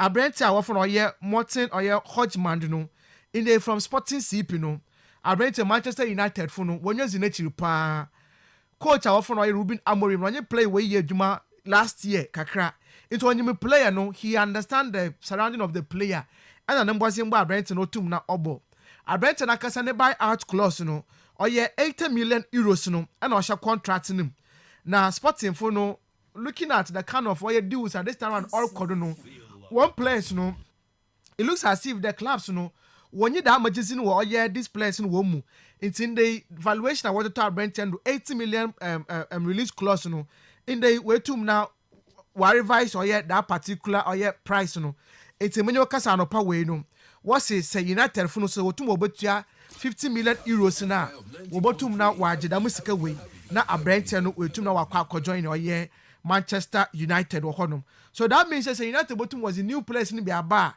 and our channel would free up the space in the midfield no and to Toby Collier no about one of those guys now Manchester United obotum na obeja no konde uncle first team experience no in any other place into no wakacha boy no any entourage there one started obepe or possible clubs are one player no obotum na obeko into so no okona that means that Abranta or front or Morton Hodgman, no, he's going to be the next midfielder. Obotum na oba signing. He's a good player in terms of the box to box. Na Brenton when you made you money, ne passing ranges no simple or a very good honum. Oba ne ball carrying abilities na. No so on shada and bad player honum. Oba with the coach on him already now. He can also help him acclimatize to the environment. No, not the new face of Manchester United. No, we tum na wa build wo honum. Into no see another one. Yabasha wo honum. Now, young court your name of Manchester United. Already, yes, in command Manchester United was a certain place I had to transfer no do. Not because the place no one here will feel the place one commitment no. On yaza or suits or the vision of the club no to obey those players more call. Anthony is one of those players, you know. Last season, I went to the second part of the season where all Real Betis, you know, yen who no quality was a bear or honum. Especially in the UEFA Conference League, no. I read about who wasn't a power honum. Now it is about Sikasem na wama club often Betis if no 1-1 call Manchester United conquer signing a Brent for no Anthony honum. United for one valuation no. In fact, Opesika Pani honum. Anthony was signed for close to 100 million pounds or honum. It's in day after some 3 seasons no. Manchester United want to know one back out them. It's any club of Biano. They would want to know where recoup Piscano, Nekase woman sana, where gender encore. And that upper way, I can confirm to you that after Al-Nassr was signing or Joao Felix, you know, the next player we to know about Enquire, you know, Abrante or for Anthony. There, no so about no we took that was signing Anthony or Honor. Now, Ruby Brazilians, you know, they be America, it's all about the money. I said it's not even about the project. Emenisika Papa as the project to Nanyima. Abrante botum na wakwa Jessica no na we tum na wakọ nanyim it's no so your bobhwe mesima deal we Ronaldo na ya sa ne man Ronaldo ono a I say no we say we club building a team no hard dream we say we club no so to me J trophies no I was so building team because the team no niam ankoye na nya brepa me the new idea na self was sign one place no and when I say he laugh on the others now they're going for the ready made players you know what about they would guarantee you trophies you know. But Anna herself, you know, they are going for relatively younger players, you know. Okay. But the question, the younger players, you know, how often obey one adwene there the league na year bono ye bet some for 5 years. I'm not self for not know my ma we aba snack off na ba che medwuma menti ase. Taliska. Ayi. Don't run, adai. Adentia. Na so nyimbo no bono abo Cologne. Akwa she go see the mamu say. Well, okay, yo, kwai. Maybe I see that man don't feel comfortable dey there. Competition and so when you are the same position. This guy he was helping Ronaldo pa that for the internet. Because I too much shape over too much. And can obwa, but that is it for and access more for brain. Ruby yakwa na nyim kakra na ye hwe oya Chelsea honom. Jordan Hatu Everton is about imminently no be join Chelsea. Yes, 40 million euros for the 19-year-old no the honum. Weekend way na waka the Ajax Amsterdam for no call pre-season. Okwe kodo na wa hwa Everton na. No. Everton won hu. One report to a camp. One report to a camp into no Chelsea for no Oyaza we tum na this time around sikana Ajax for pen we coach sikana nyina we. Okay. And waka bo ma Everton green light today. On Stamford Bridge on Koba mo no konkon the medicals. No tum na onsa ni deal no ti Abrete no Oyaza Chelsea do botum na wa join no honom. Na da me in some of Cody na be bete dem Marco Krella. Ana selfo no. Ruby what's Abrete won so po when you je no ho pa. Oma. Orun kwen wa. Oma eh. I trust the players pound. Onko. I trust the players pound. Aye. Well, ya bo hwe me isi mabeko. Me assure that the room was still being that today. Chelsea for another left backer. Obetu no be compete with Marco Krella, etna bia na news no reba no. But then Fabrizio Romano also ways him come what Anasel honom there. Was the bid be kwa na wants to know onya no call there was the bid be akoye Chelsea. But then Oyaza will contemplate. I'm back about twice. Well, you know there I went off Marco Krella no. Obotum na wa fana was now called the Saudi Pro League. All right. But I feel that about his quality enough Ruby Chelsea be here no more than the Saudi Pro League no. So Pesika be with Chelsea honom. Ball up this season way another ball about last season no. For me, say a pair, the 3 best left backs in the world currently are. Menya sure they able to na ya doubt. Or you're very stubborn. I can't tell you no nye jumana. Or by yamo so jina wodra. I'm not from Penasemo. For what reason? I almost say or you're dramatic. Or by how I been. I stubborn. Bayana. I must have a fabric. Yes, honestly, you should be. I say confutages or kind of one side. In the separate play beyond a quapper was sign was more. What is your problem? Abazana on to na on compete on to win trophies. It's in the personal terms, fully agreed with Enzo Milotino. And what be a the club to club agreement, about to know what corner today. Do no be no see a crowd of you on more bench. Right. My first story is for okay, my messages, questions be a woman. You bet to me, I know Wahano more. Or see, please, I need update from the camp of Mark Bernard. I'm Lautaro Martinez inside Kakumdo. No. Onya na hunya ntono ana yes onya recover basa boy na waba omaye yes omaye ni injury na some months okay I'll say good morning Miss Ruby, you and your crew how are you doing? The world should watch out for Barcelona come next season. Keep up the good work. Now inside Addis Adel and all the way at the Abawaha. Also good morning to you guys, you are doing an amazing job. Please send an update from Hearts of Folk. Tomorrow is my darling wife's birthday, Mrs. Charlotte Ama Genoa Afo. May God okay bless him. Okay. Answer. May God's Church of Pentecost bless her for me. Elder Anna for Sam. Elmina Amanda. Okay, Elder also call Pentecost. And wish Mrs. Charlotte Ama Anna for a happy birthday. More updates on Barcelona. I say good morning to you. Is your boy critical inside Abueno? Please update on Rodrigo. Okay, Mura to Real Madrid. FKK, Bibi Osa. Rodrigo. Oh, so Rodrigo Mura. No, yeah, na Rodri no can wasem no. None of the concrete. Okay. I'm say if anything cry near this summer. Near the summer. Okay. Please update me on Eze to Arsenal. Calafiori is my name inside Asnazi. Anazi yaka already. Oyaza club when you play no. Where is your combat waka bid na obebano. Okay. So Ben don't quite to know yen tuna yin zon komosisia. But it is open now. Brighton wants to join Arsenal. Arsenal is interested. But waka there was a bid about corner. Ever how I deal on Sobeko. Madrid time of dominance in Spain is over. It is time for Barca to take charge. Madrid will come back 2 to 3 seasons later. Madrid will struggle even in Europe. And what a shock. Gone too soon, Madrid. Come back later. FKK, what can Wasem say?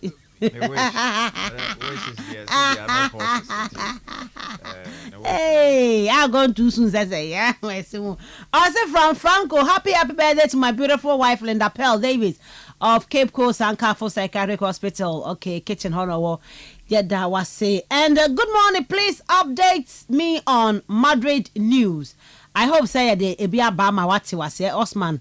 I don't know now. Then I say Madrid starting 11 bay. My friend game ANA. A man for my information here. My phone no more games or no. Me patcho Madrid starting 11 be any host CA bet to me Eddie Amao and pay. Mama nya message on 0244 743 143 0244 say I Vinicius Junior and the contract maybe we be. Yes, also a extension be a opposite to movie na de ade wo honum tiama one okay ye hwe de be si o honum enso na but Zlatan na no to la me yama Jason was say yourself kabasa for 3 years time and son no mo de Jason man FKK we spoke ya kan ho asema wie da dantino yeah na dwen che no ye de ma na wie but o say de ma na wie no minimum number 10 the man does that mean say I was say ye de Messi here ya na minim FKK sana kire Bibiana ni Jesse aja was here club Bibiana na ezi so o yes Messi number 10 in fact o deliver to say Messi because o be talisman onye the Messi but he should deliver so there are two players just like say onye ne dia on person oye onye de Messi here ni bia on person oye dia na Messi here Messi carry team no edisi na back okay so atiase Ukobasa team that time nipa na ebo ni din Messi na Messi no ye dey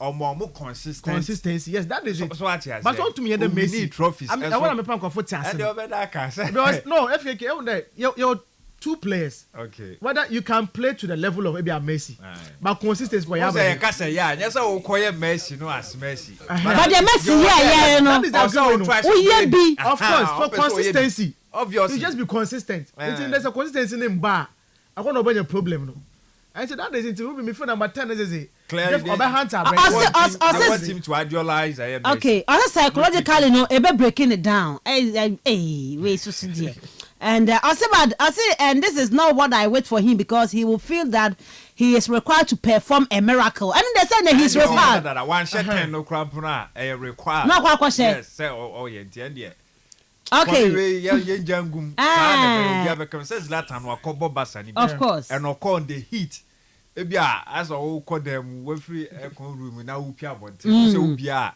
heat bi eba enti ebia from AC Milan from baby oboboy Inter Milan ne the likes no pressure hold there bad and this ebia o ko basa no the pressure no to be sure say o ko hu sa difference no reason why also on you need to come on 23 years time and come the 10 man 3 years time answer but Mr.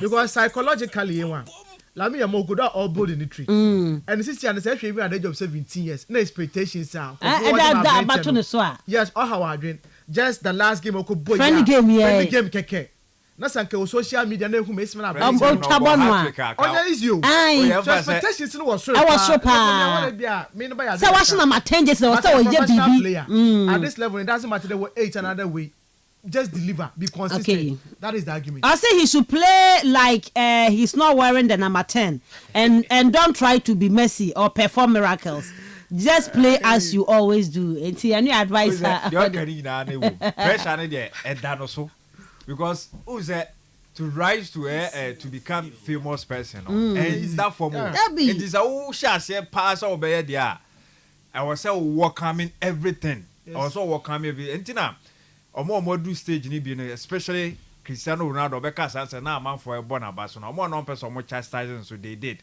but I say right no oba there but mu nya botrema no oh now crack on develop your middle but oh nya that time no a man from farmer no because o she ba ko a ye jeje o bamba ye bo so ye ma so and this anko ya you don't expect say Sankrofo no. It's right here so munye di nti for me that is it. Barca supporters na ada obo diverse but this is preseason ya kobo hat-trick. Come me as wanda. Come me as wanda nti anko ya. Also we expect say the opponent. Omo honum na omo enye Lami Yamal fans no.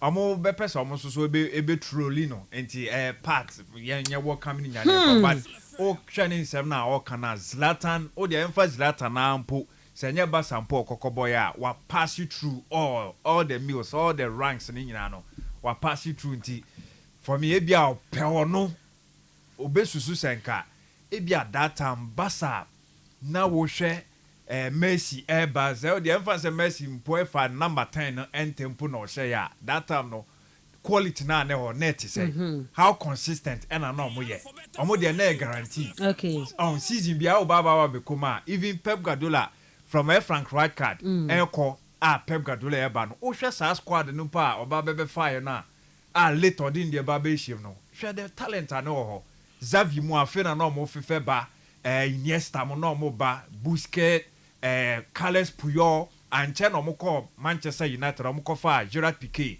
esa ba no baba be shame and wo show mo front na hwe the quality na ho later David Villa mu nyina no e baba be passing through na or this talented players no around him course season na guaranteed said they will give you that consistent performance and probably be no show you who said ebia Barca last season they did well but it's guaranteed na wo hono na okay and that is the issue but I feel say whatever the case may be Lami Yamal so actually against all odds no he can deliver but consistency and not any the issue yeah sure they be see onya je awie wa sha awie obo no first game to ye dey awie sha awie dey o to be fan kogu nka so sa ko fa from here o bet my say o to be ka so kogu afa for France ebi mo nya ebi to be go France on the share of France no ourself keke I'm talking about next season starting 11 na potential starting say the obo fa club world cup na fair no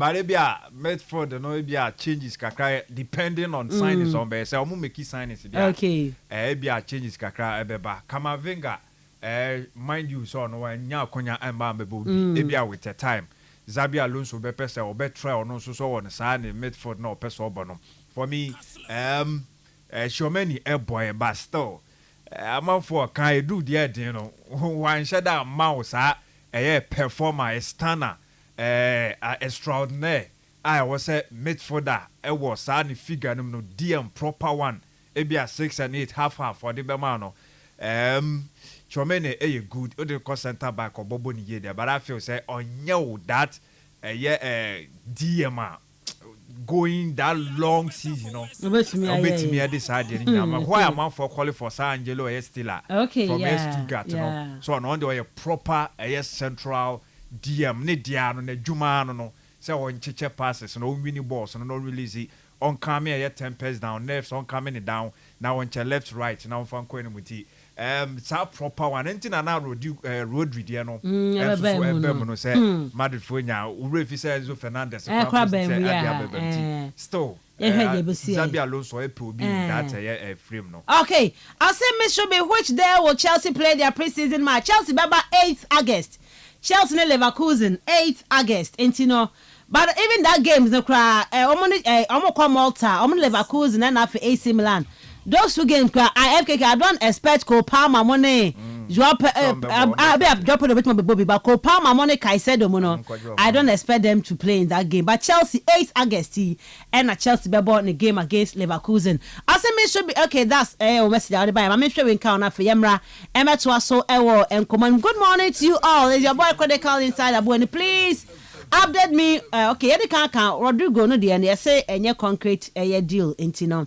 sa ene hon semetie na I say good morning Miss Ruby Chelsea should get Donnarumma before the upcoming season or boy Murphy Eddie Frola boy Murphy Chelsea goalkeeper asemi there okay na yemra na fe yemra meto an common so entimi fam on Kastle 90.10 but still ya kai wo say ente Premier League ne chance so mo pese mo best sponsor because opening game Arsenal big game of the first week Arsenal and Manchester United sponsors no as a mateku because sounds so AFCON with December but still Premier League ne Champions League yes there were sponsors no manimra or the test or the message ba na wo de ba say Miss Ruby but say me sponsor mo for Premier League commentaries to the bar you be phone number no near phone ne akasa ntino or the message ne ba now the abem say you want to sponsor it friends also snap a sponsor you can tell us near cho number and tona for your flow and where to me Eddie Enkomo. All right, Emra. The real sports is here. Neuer's caught in no man's land. It's Marley! Kastle FM. The Sports King.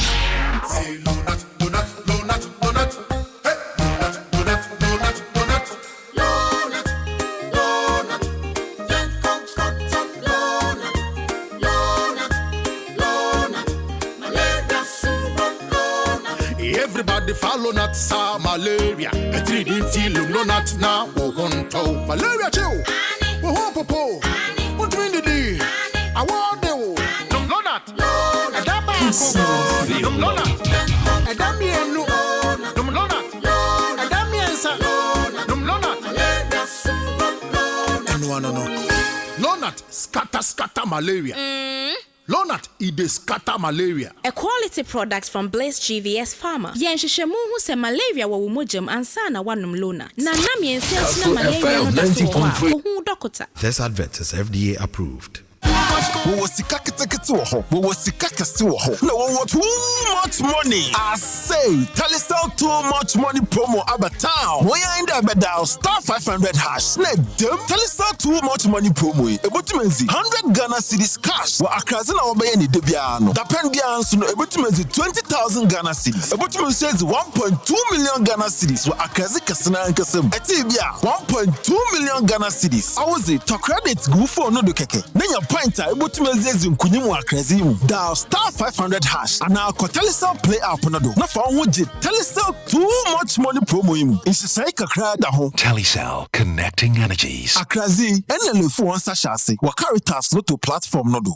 When I day home and want something quick to chop, everything day inside, groundnut milk and sugar. I only need some water. So kiss made easy, oh. Kivo carry mix. Eat a bio. Chop am anywhere. Eat a bio. Kivo carry mix. For your office. Boarding house. Kivo carry mix. Everything day inside. Groundnut milk and sugar. I only need some water. So kiss made easy, oh. Kivo carry mix. Eat a bio. Kivo carry. Kivo 4-in-1 Gary mix. Soakings are easy. This advert is FDA approved. And near man on nefe, ne buo, and I said the end change nam kania. It's in a grove when it jihosano. Say home appliances and Kwana opedia. To Hisense, now fear but dawase. Hisense, everyday prices for everyday people. The real sports is here. Neuer's caught in no man's land. It's Marley! Kastle FM. The Sports King. Kastle 90.3 FM to Robert Mensah Sports. Nedema one. Also, please, one is Madrid playing the preseason. Modern for official preseason calendar bar out. And we don't know. I don't know Mokobo FIFA Club World Cup. I think that they are going to use that one for for their preseason. So for now, for Chelsea only 2 games but for the rest who how preseason now I say good morning Osman and the Kastle Sports crew. The name is Joe Boy from Abra Roman Park. Osman Adam no. Chelsea has the ability to win the Premier League and any trophy, but still people doubt us and they undermine us. They always don't have faith in us. People have signed Nana Bruku, Komfo Mbwemo and others, and they think when they win friendly game, they will now score everyone. We Chelsea, we don't like to talk much. We believe in executing our work on the field. And no, the Blues, and also no, Eddie Way, and so Eddie Abba. I have to be for what's up, but I'm going to on mana omuni testing no omododo na wo data omode be ye WhatsApp ntia no WhatsApp me. I'll try my best and read those messages no so no to me the amount. All right, Yamra. Na yemedi local stories abeka yensa no so ho nkomo. The real pulse is here. Neuer's caught in no man's land. It's Marley! Kastle FM. The Sports King. Yanto asona fe emfa fesam no Emma on Kastle 90.3 FM Robert Mensah Sports. And I atna say anope ye de Emma wono. Yeba Black Queens of Ghana.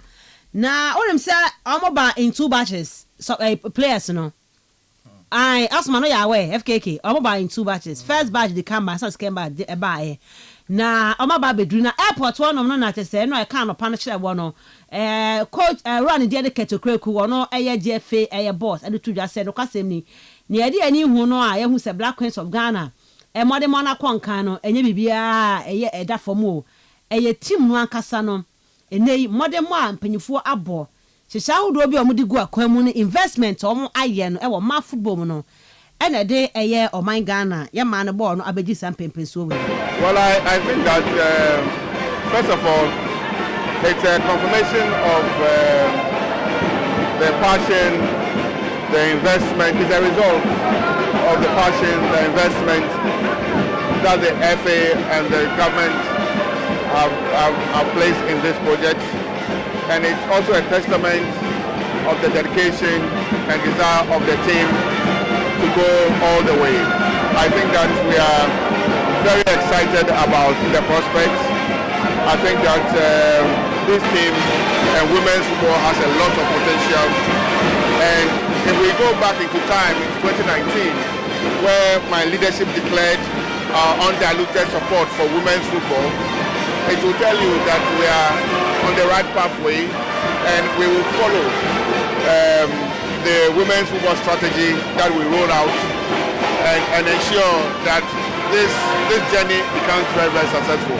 Alright, Kato Kreku no chemu say 2019 atwa ma no pe no kan say wono obehwa mama football no akọ n'anime no no waye hu adwuma nei nkaka nkra no ano women football policy ahodo no ede Ghana ekọ n'animu omunya no ha makoso aye na man football no anso atumi afa ne ntoma pa ede efra na mame ne din ede amabobre vice secretary ede ma the Ghana Football Association also kasaye ede fa emanu kunu wi makwa kodi be pim man Ghana nimu say ampa investment no na ede results ne dia be.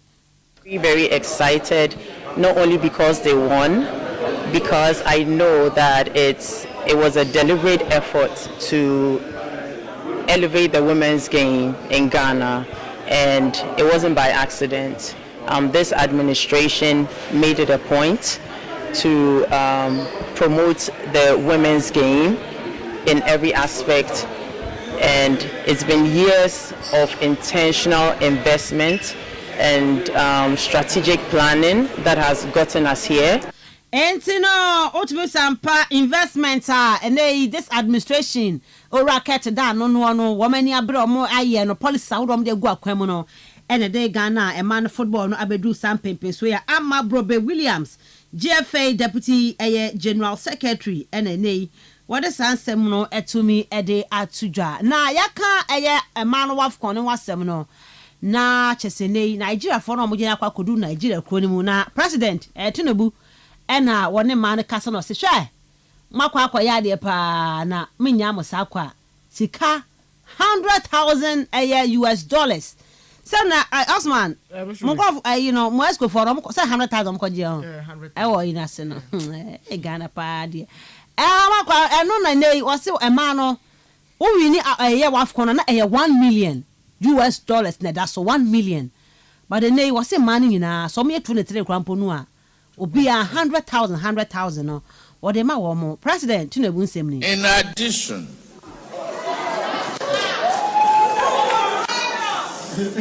there is a cash award of the naira equivalent of $100,000 US each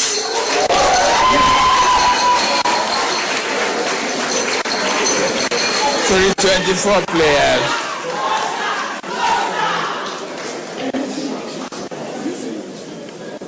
and the equivalent of 50,000 to the 11-man technical team. Enti ano ya nsema Nigeria man panyin edeto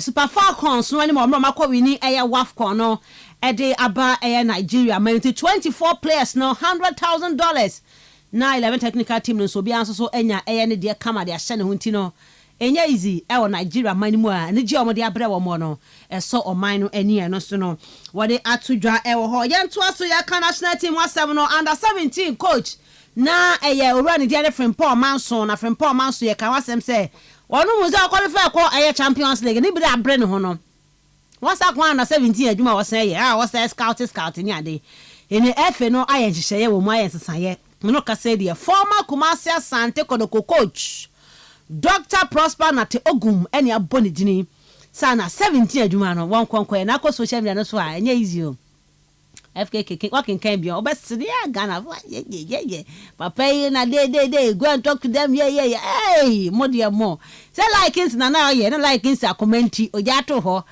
FKK odu traffic mu na o say bus gina mi si me ko hotel bia no ja no siko ene Dr. Ogum akwa adwuma no ye de ama no under 17 na mo say nke we hia no so club side of Dr. Ogum say wako national team wako under 17 wako ye adwuma replacing Frimpong Manso na yento aso nya kwa yanim yakwa Dreams FC e no ma appoint coach Fifi Parker Golden Kings coach odo amako FA Cup final amakodo kokko share no that Facebook no obrazil no e ho efe power yi Aminu Shadow ni sika de abuo nti Aminu Shadow no na chese woni coach Parker edi nkomo wode wayi na kire wasensan nkrata obeye the assistant coach e de ama Dreams FC na half for no between FKK wamadwo pa na one commenter me hu ya na mesre no say FKK Osman say he accepted 3,000 Ghana monthly salary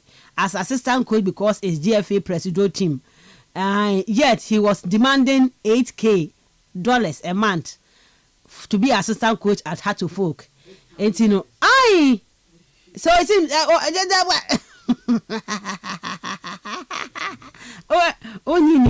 where they more remana $8,000. Share $8,000 Hato Folk for a Ghanaian coach assistant.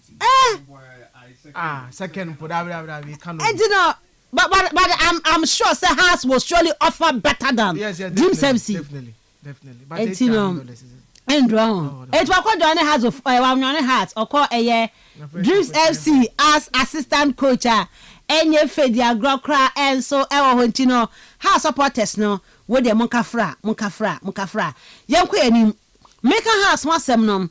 Woman is Samuel Amufa or defender no. Samuel Amufa wamo etumi apart ways international nkoma aba from Accra House of Foka yade atudwa ewo dwumade so na onim say AFC Bournemouth preseason amuye wamo boy Everton game no Accra bi shego Daniel Eduaje oye Ghana ni both parents ye Ghana ni na nkomo mo ano ne ama no say akoda no so David ni de onya Ghana bebo de ama Ghana nti ne de Ghana mpanyifo mo fuma ni ncham ai se mo hwe preseason ni bia edu eye Ejei no Daniel no we Ghana ni ma papa nya Ghana fo akoda no wasan so je nya Ghana bebo nkodina chi mo twenimra obesi akan emfa maye na Tuesday emfa we enye ade a wudu Isaka eno wa confess say okwama no ne no okotu broni bi adu na duro no mama malembi anada mama konfo bi anada mama sofo bi anada so e bibi di ama wo oso ogide omu de ebi ebe ya adwuma but eye adwuma npo na emfam nkosi awieye anka brori na okoye na duro no ewi eche na brori na akrampo no pese osan boa no nko tie no a kana ewi no anko bansa awudu saka na nkasa kana asem oso okum na etwe nyina e de ya duro no ame free kick ochire me de we ye bo ochire me enso ochire me ba se me ba ye bibi against no me ku na ntwe nyina enti me wie ya me call back no me ko duro ho no ohumia said na one me TFS no we ebroso etimi hu se ade na amaye no ya adwuma na okachem se onim se ball mi nim bo but ono o Germany no o national player ye nyi no mame mbo enti o peti mama me me ya yi ni wie no de o ka kire me no o se enti se o pa me petim for frama na kɔ hɔ ɛhɔ de o kɔ a o bɛbɔ na me frɛ nipa na o ya ade no ma me no o se ade ni ya wa send me money no wa send no me sa kɔ ye fufura ka ho ni satan kwa na ntwe bo adi no na wasan di ska san kan because what dia di say the whole ye na be ya adwuma they see ye na ne say man bitie na enka man tena hɔ anda anwie me career man tie ni ntino me fi say aduro ni na ye adwuma nti mani ba me ho so no na nyama ka kire nti afutuo no ba akoso ne say se wo bobola football no enda from enti fauti ana fa ko hye baby enye saa obi betima to aduro obi betima aye bibia tia omoboa aduro eya adwuma ma omo gi aduro di but se unji ndi a enya adwuma ma wo because that time na me gidi ye no eye kakra bi no na me nim se eno na na ye deboa but amboa me mantima ntu no eno ono so kra ka se me nkomanko still a boy eno ye futu a wodi saka de ba se bo no ade na ye betufo se koye dro obi betu adu nti no so ko bo ho ba ne ade wan we asese na be se de fa de ama but awie no e be ye nsempi odi aduro chi se aduro ne ya ne ankosi hwe otena ho no mo ankoko mpa anka bi anka ne kare kokko ye bigger than the na or expecting nti no aduro de ewo honom nenso no enhyeda enye saa enye adwuma saa emfa ma wo eno ye wudu saka enso nkomo a wode aba betu dwa no ye ni nkomo e na fei feel local stories na Tuesday morning aboabo no yentimi emra emedi ho nkomo emfa emma kaisa opeka bi de atu kwan a Kastle transport or the man say bra be rent bi ye be ma obi rent kama pa wo de kwa outside Cape Coast wo de kwa outside Central region ba bia no obenya kasa ye papa etiapo etumi dia ko ye san wo flexible terms e de ma enu ti frɛ 0244 406 500 ana 0552 490 241 ofra empanyfo ebeje wo so ana sebra kastlefm he yaba wo betumi ababe hu eye Kastle transport empanyfo na fe omane wo etumi edi enkomo meka wo se betway scratch and win promo na ekoso beti bi betway se wo beti on air sport ana casino so no na wunya wo daily scratch card asika wom hoping 9 million Ghana cedis ene echeche e wo hono ma sika wom free spins any free flight inti wunya sika ni bi edi no kona so wanya sika na konya free spins a obakwa akoye e de enya sika wom unya free flight okotwi de apetike nti sika nko a e na ye cheche ebuso e wo betway nti bomade log in sisi ai betway.com.gh na fe di agro ni bi de pesika e fa go botomu kai say terms and conditions apply betway for say get way more. Mami Fawe Emrana Lami Yama would struggle with Messi's number at Barca now, but as time goes on, Lami will beat the big giants. I'm Lotero Martinez from Kakumdu, and I say, hello, Miss Shubin. I say, please, I want to know the nationality of the coach of the Black Queens. He has really done well. Is it from Serbia or Meshe and Germany? I will check it for you. I will check it for you. Now, yet to me, I have said it here. Now, I say he has done well, and kudos to him. And I'll say we are hoping that he will go next time and bring the trophy home. Then I'll say hats off Super Falcons. You've really done well. And I'll say done white Moroccans. I'm Lotero Martinez from Eye Kakumdu and Odiwe and Sono. To me, Eddie Abba. Okay, our coach is from Eye Sweden. He's from Eye Sweden. Into Sa and FKK. You didn't come on local stories, Nemo. Yeah, Nigerian president, Moiska,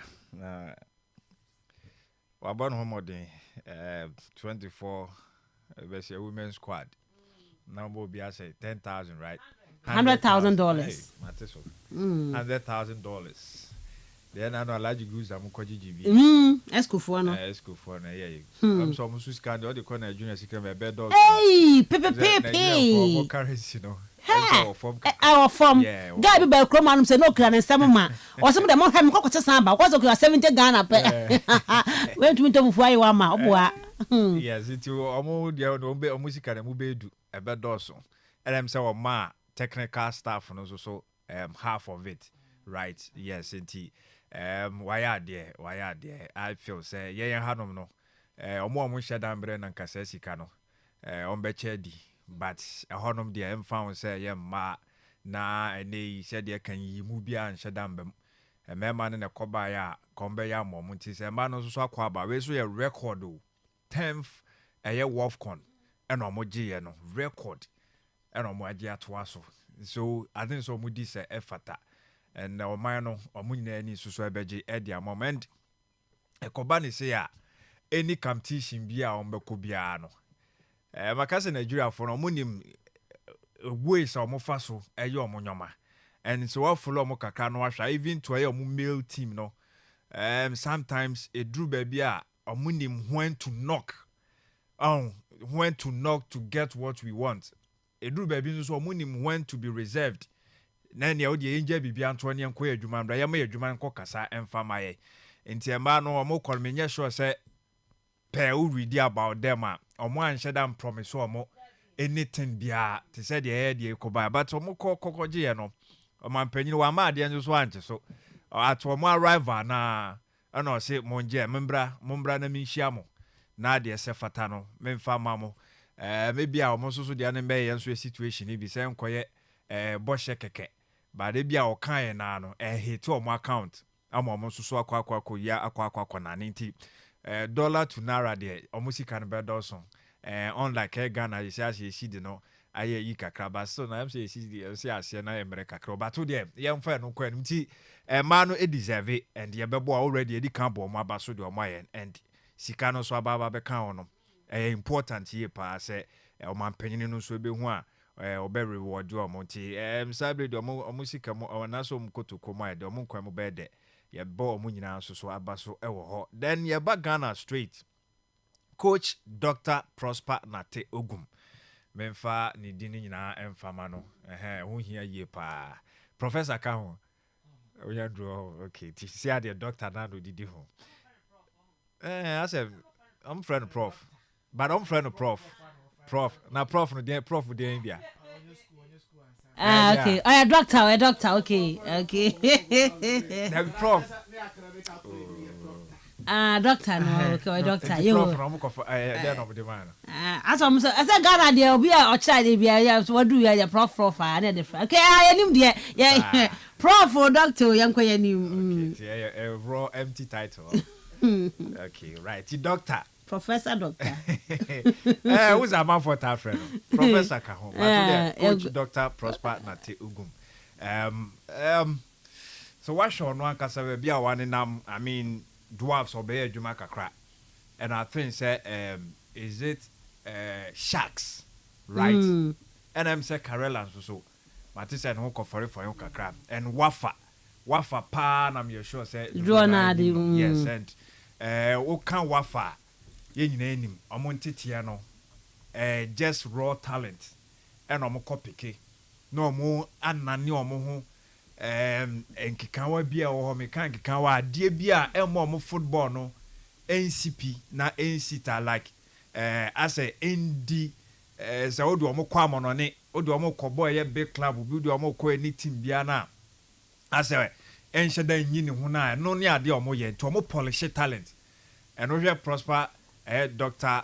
Nate Ogum coach said the wakwa said no pass you to I say obi akwa adwuma wo right to dream academy and no say na obi ka say Didi Dramani if says an nsa eto team no so na so hyehye ni team ni wi a ade ba akwa obetimi aye de abo ha so folk if says o tenacha sa raw talent no ohun nani hu a nani boss wa wo hu obetwe de amaha si team na ne say e bi omu you team no and on bekwa kopa sitra and also adwuma ba kwa oye enti prosper de no sa netie enti yen hu talent na yen na cha mfa no nya adwuma no wa kire wo wafa oba kotoko in fact the second coming no pa ne behu in fact the first coming no so cramp no wote na na amponsa omutimi fa ne minim is it ahinsan said you man there no anyini but nema nema Isaac Opon na o de osa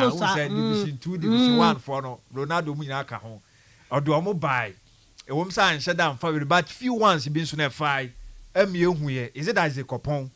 Cocono, in the injury in a hand, on your injury. And now to me says, a new house, a quadroca canawa, and alpha, and I went to me and yenny talent in what you may ye.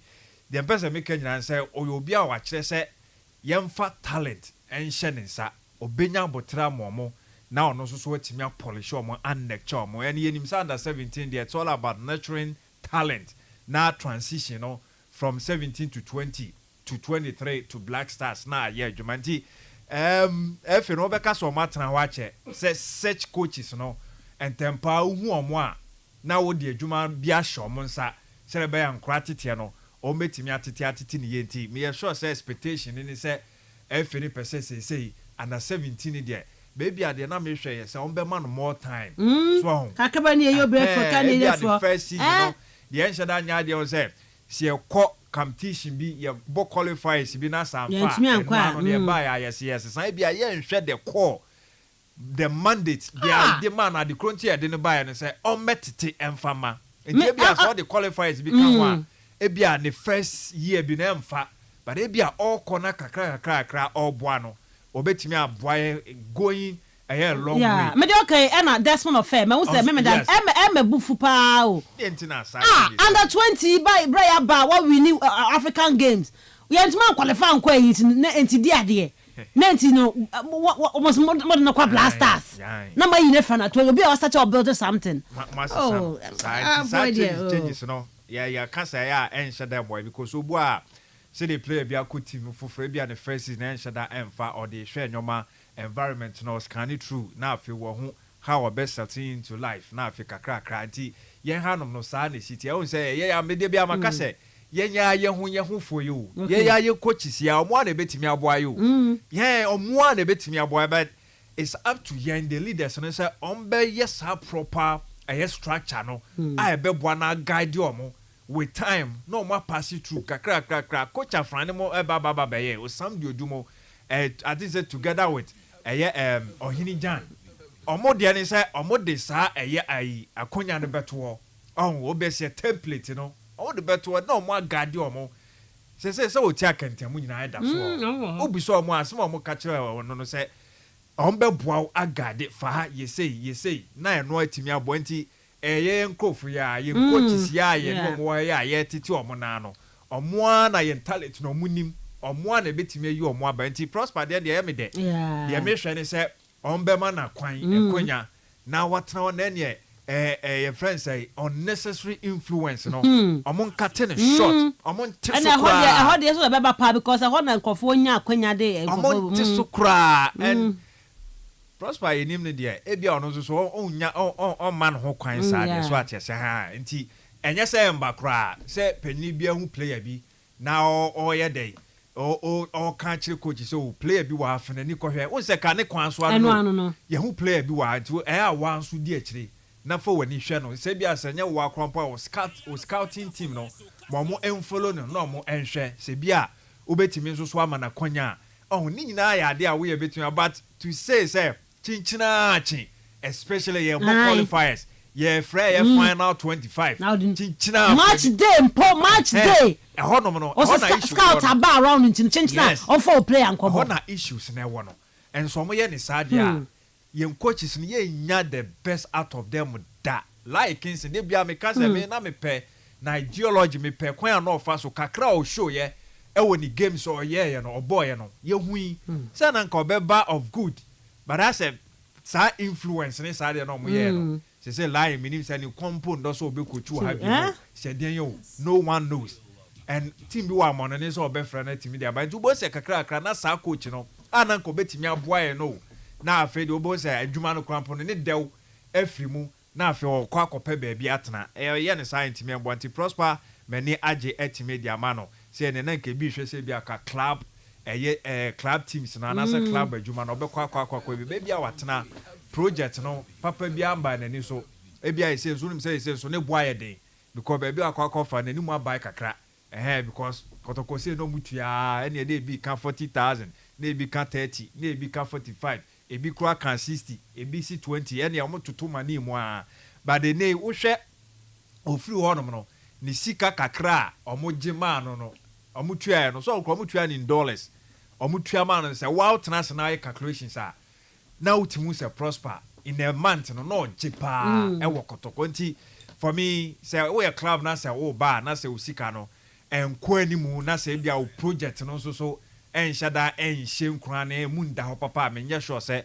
obegiato I'm not me enhyada ngidi say prosper kotena fie kakra no wenya approaches yes and I say adwuma ba bebre beba but bebre no how well and na yes structured how well na no more prepare how well na no more dey ba na ono hwa ebetimi abo no na ideology so I feel say under 17 dey we o man mu ni nyina dia and if says o man the resources no more agya no kakra o dey yemfa ne say influence no yen chema omo ebi anya 70 for the coach omo so mfa 30 no mfa nya omo ade eni say o say kanye se komo ye kra wo dey adwuma ma coach a gya no o ginidi kona kote talent ko yi talent ne bra se dey be ya ye qualifiers ye competitions a yes we be present a worthy side ye do on be kwa akokon enti kan adwuma no ti all ye no all ye for the future both the under 20 and even the black meteors no say chance so wo ho mind you enti ni nyina na ye adwuma kan under 17 no eba no ka be boy ye pa enti prosper mu gya no ma ne ye adwuma obia nim se do sitie gya no na de open no ba bia o chia no wa try so obetene no and I'm very sure say racket e foul say uye ne nkrofo a na uye obi a opese no uye adwuma me kan sa uye obi a opese no uye adwuma so wo dance to the tune na ene won so obemu wani age ti prosper we there the ball is in your court it's up to you say what geologists na kwan ofa so ye onyoma no uye obi a ompese ye be yiwa free wakwan no so nti pe wo wakwan na opese odi adwuma no ene o montena me so so montena se no modidi nkomo ene ogiri so obetimi akwa head akwa I feel say prosper ebetimi a prosper if say omo mano the resources na dreams FC golden king coach no e good me coach we was so coach team say ono an de as head coach I premier league coach and American because we division 1 that time I think on no zone 3 golden king zone 3 yes golden king zone 3 now we boy no mo ebo and so FA Cup fan no mo kobo na enye fluid na enye fluid cry because kan officiating officials asem the entire FA Cup no pass you through no because of catch them young for no any need young referees in the aso mo nshade ni bibia ubetimi dey influence o mo giri say no no mo ye fair wo but zone 3 onom ne dey na ya projected their team bi so we qualify it na be din so ubetimi akwa qualify but so dey no kra to nche na show mo game kra po na mo bona o dey if say unya game bi ampo fan kan hwe the final game o mo ne kotoko e boy no I think say they showed and game no mo boy no so e che say coach ne nsa no adwuma e no mo beda na di e honom ti no ohia eye team a so on be man kwan amon 5 ne kasa boy nhye ne nhye ne yam on fa ne nsa engu na chi embro ne yam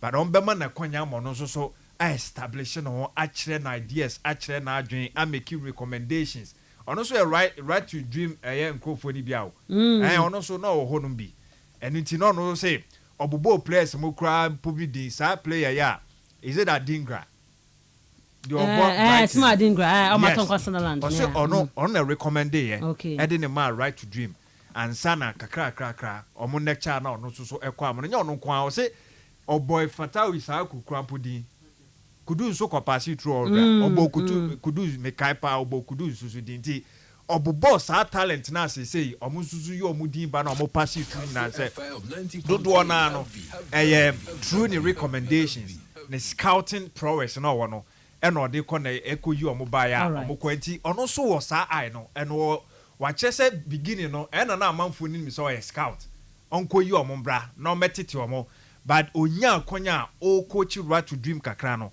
e na amanfo hu ya fe golden cake em say golden cake kra wo eyi kakra wom em so steak kakra wom e na kakra no so tie do a very good coach but oko has and obviously the body sika ne dia has for be or 5 better money now on Facebook Isaac Fifi Asare Manson was say me should be it is true that Fifi Hansen Parker was demanding $8,000 but Haas was proposing 4,000 to 7,000 Ghana cedis Ade.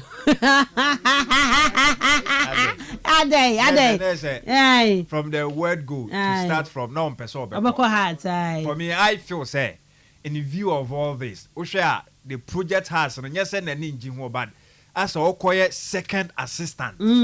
Yeah, can second assistant. Okay, okay, second right. Second, yeah. Assistant. Gazelle, yeah. And he never bad. Maybe feel say home or sharing more. And Tibia on to me now can see any catcher say. Ebia member and I say beside would there mean excuse. I feel say some mount now more can send could be home there. Just a way to create some excuse be say on person be quite has a jumano. But like I'm saying, all right, or you'll be our being say also no answer. But dreams now con dreams is what I say. A way or also bet media call. They say now refer someone I head coach. No, because when you say no, said you but with Karim Zito no kakra no so aye adwuma no eno say onom so ekwa gateway say so be ubenya national team adwuma bi aye opportunity no ana person make opportunities no e wo ho nti e bia wan kwaji sika kese e wo ha so a kire say yenso so yetete enye players nkwan na tete but wo ye coach na so wo be pass through yenso so hanom na all right so ekwan bi montron Fifi Parker Fifi boni nyina Fifi ne dey Fifi Hansen Parker montron fan ye fan to mubehu Asman mubehu FKC mubehu yes Ruby before that it is the right decision that we take but I also feel that hard to focus portfolio na kan so no mu yede because a second assistant yes, we are trying to work but then open the arrogance na. Ebenya new is busy players obo promote na ba senior team na azini nyina no. Open the juvenile and the youth team na ke wasun ko betum na nka wa aboa. However, Dream Safety connection na yekan no. It's clear. Eye adwuma Dream Safety ho do ma working with the national teams in bi no. It is very easy. Eben because club president or ben club no so hu a he would definitely give them a rise now. And obi aso penisi bi do check no national team assistant coach bi so always in Bisha Hono. Sanko Black Stars ko na we. You can be there. That's one of fair ban and say akoye Black Stars assistant coach. I want me any problem. So kwa unya dreams abe ho adwuma administrative e cha we Black Stars. Why not? Actually we also Black Stars also akwa. No good now Dr. Prospernato Ogun. Ruby I'm so much happy for him. Before yes that is the environment as a team. Obi am say ankefa Black Stars mom na ma na 17 am okay. Coach no managing egos is his problem. Okay. Many players says you come out when you na adwuma even new students in Ponibi. And Mesma Obiara can say disciplinarian. And such in Kofu them when him from another one na we feel there. Afraid and once we fair worry ba. Say under 17 you back away juvenile when from. It I want to go to my shawondo. I kind of wonder obada. One father or especially as a camper. About the economy na new rules and regulations no and it was the be adwuma but professional players no about kotokwa about how to folk I open no a professional and to me chen be over here with the exception of the food of play me baka don ye no and I want to call the one say how adweno I feel there okwa fa na ochire ochire there with my from no say obotu win the best out of them. Of course che has go am 5 for ni ade nyina iti mo be here na fake okay no be that am free hand to operate. And the coach that I know, so I can say be interference we started or riba. Obeja adwuma no. Started the woman the pressure. Obeja akwetene baby. And I pray and hope that he's going to still work with that principle. No? Okay. You be him confirm obey bold enough to tell him painful there. Adwuma na that mama dem nkonkoye. Allow me to do whatever it takes to achieve the results now. You be here no. And the last time we came we had it there. Getting a winning mentality for who coaches and players, it is very important. However, at the developmental level no, Ruby is about maintaining consistency. So reason about it is okay. So reason ambassador, you look at a human no technical report no. More you improve on it. More one no so na aye ni ye wo honom. But how they do say team there. Coach na ko tournament won kwa kwaji. Coach na fire won kwa kwaji. Say September be prepare for Wafu Zombie. And e be just dey call AFCON. It's a channel. It is all kwana say wanya dey be na pena pressure ba. Not was that going for no. Why the more room boy. Because if you 3 lions here in recent times your coaches are promoted to the national team no. Kastle listen and say quite kakra. Or the one go back to under 21 no. Or you more honum. The last year is one kwaji. Okojon because one man time enough there. Obo hu team no. Gary Southgate onye promotion from under 21s na so bi. Na no so akwa honom. E kamanya nke bodu sometime bi a. Ye mo coach see that time no to develop an institution when it comes to national teams no. But unfortunately, about trying within 6 months, 8 months no. Na be record baby. But I'm happy that I know a lecturer. All right. It's an on Ruby Bola Tinubu Yambana Badu. In fact, me, I'm just happy because $100,000 can be woman. Okay. And then Kate said you more quite or a human job. And when I quite boy now what on the foot of play. Obi pra so to then know what a bassy players or to know $100,000. Now you acknowledge the difference between the players and the technical team no. Which can not player. I ain't gonna have double play coaches no problem. Hey, but a player now account there. And then now which is very good. And when you say baby who's also there. Your nation would so next AFCON they will come say on some side GBM. On Sabaji. Me who call away from Nigerian post in American one of this over once one ex-players in once was shown Bobby Dance or Quadri trophy. I found more. Is it 2013 or the AFCON? What come on then? Yeah, father. I'm father. I'm first kind of my. Mbesi afudu wa special. I'm father. I'm first kind of my. I'm thinking yaka we nyina na je shoma wa ya mo Nigeria. Na Ghana so far Black Queens abata ye example. Yo, mama cover course. Na tie form na so bi. Your time no. How this can issues no. Oh how are you know? And you can seek for protection. Basic for protection no. Another air say you be no. Abadi na go so ebe ya mo ho a. Ebo tum na ebe ya so ebo tum na. Na wo kwaje de no fa mbo ho ban. Na wo kwaje ko say obi. Na se biara nyim. O just say obi, wo ko to the position. Say you poku ni hwe na. Edwe wona waze ma wo no. Automatically assemble arrival say. I say wo kwaje ko say obi. Ruby, that is the mentality o. E ka say wo yanko wie. Edwuma so wo come also a. Untumi nye. Na edwuma ka say na amofo so no. But you be United just na aba no ai be just aba Nana Rice na dem no ntino. Be United just ni nie. Efe ho. F oye. Me for course net here from Rasubi 0244 408 046 0244 408 046 and 0244 408 354. Hello, good morning. Hello, good morning. Okay, hello, good morning. Hello, good morning. Pacho didn't baby friend free. Miss Ruby. Yes, sir. Masa don come can say chance at car station. Me pa che ti o say. Ana pay Yadamasi, only my bigger for na why to special transfer union, mama ya to move something and can pay Yadamasi, now, Miss Ruby, CR7, your panisho bebre, your chance to follow. Your respectful, you don't know, but you're passing in the issue here. If you're zero, it is so him for anti, you're still in the when you are team to my mom to team my na enyama enkojin my ya pare so bebre ya katra asia karefa ni team no we see for if you almost start eternity almost no contract no ya frem my maka isibia and say bia fight ya Ghana mo ti ya frem Africa mo ti ni ye je wa opam na tianeka na o ya say ya ka do mo pass me da say nyame shapa ya cha mo no more than 3 ho nyina mutie. Hello, good morning. Miss Ruby. Reverend ye And a yeah, just Reverend. And I have friends saying positive criticism now we and I don't know. When for Sana said the I dare propose I Nigeria, Ghana I am to me yet. And man, you business on by sending the amount and I do be see a moment 10,000 that be me TV. Oh, she propose idea why. Oh, I say Mbano, you show me to pay show mukina. No man on na bontin so amunye bibia no so omudonbaji bonu. This is the plan of FIFA. Every single FIFA dey about bontin. Dem man on na benche na omunye hwe no. Won kase ball. It's your talent. Oh. They quite a bit of Usubu baby. Oh, just place sending outside. That's it. Okay, Miss Meda say, hello, good morning. Good morning, Miss Ruby. Me pacho din baby. I've sent someone ye. Yo, Yamin Shiro na Jima Power Bana Anape. Aminyo Kasim TFK na Osman. I'm medical back and there. Na, story na.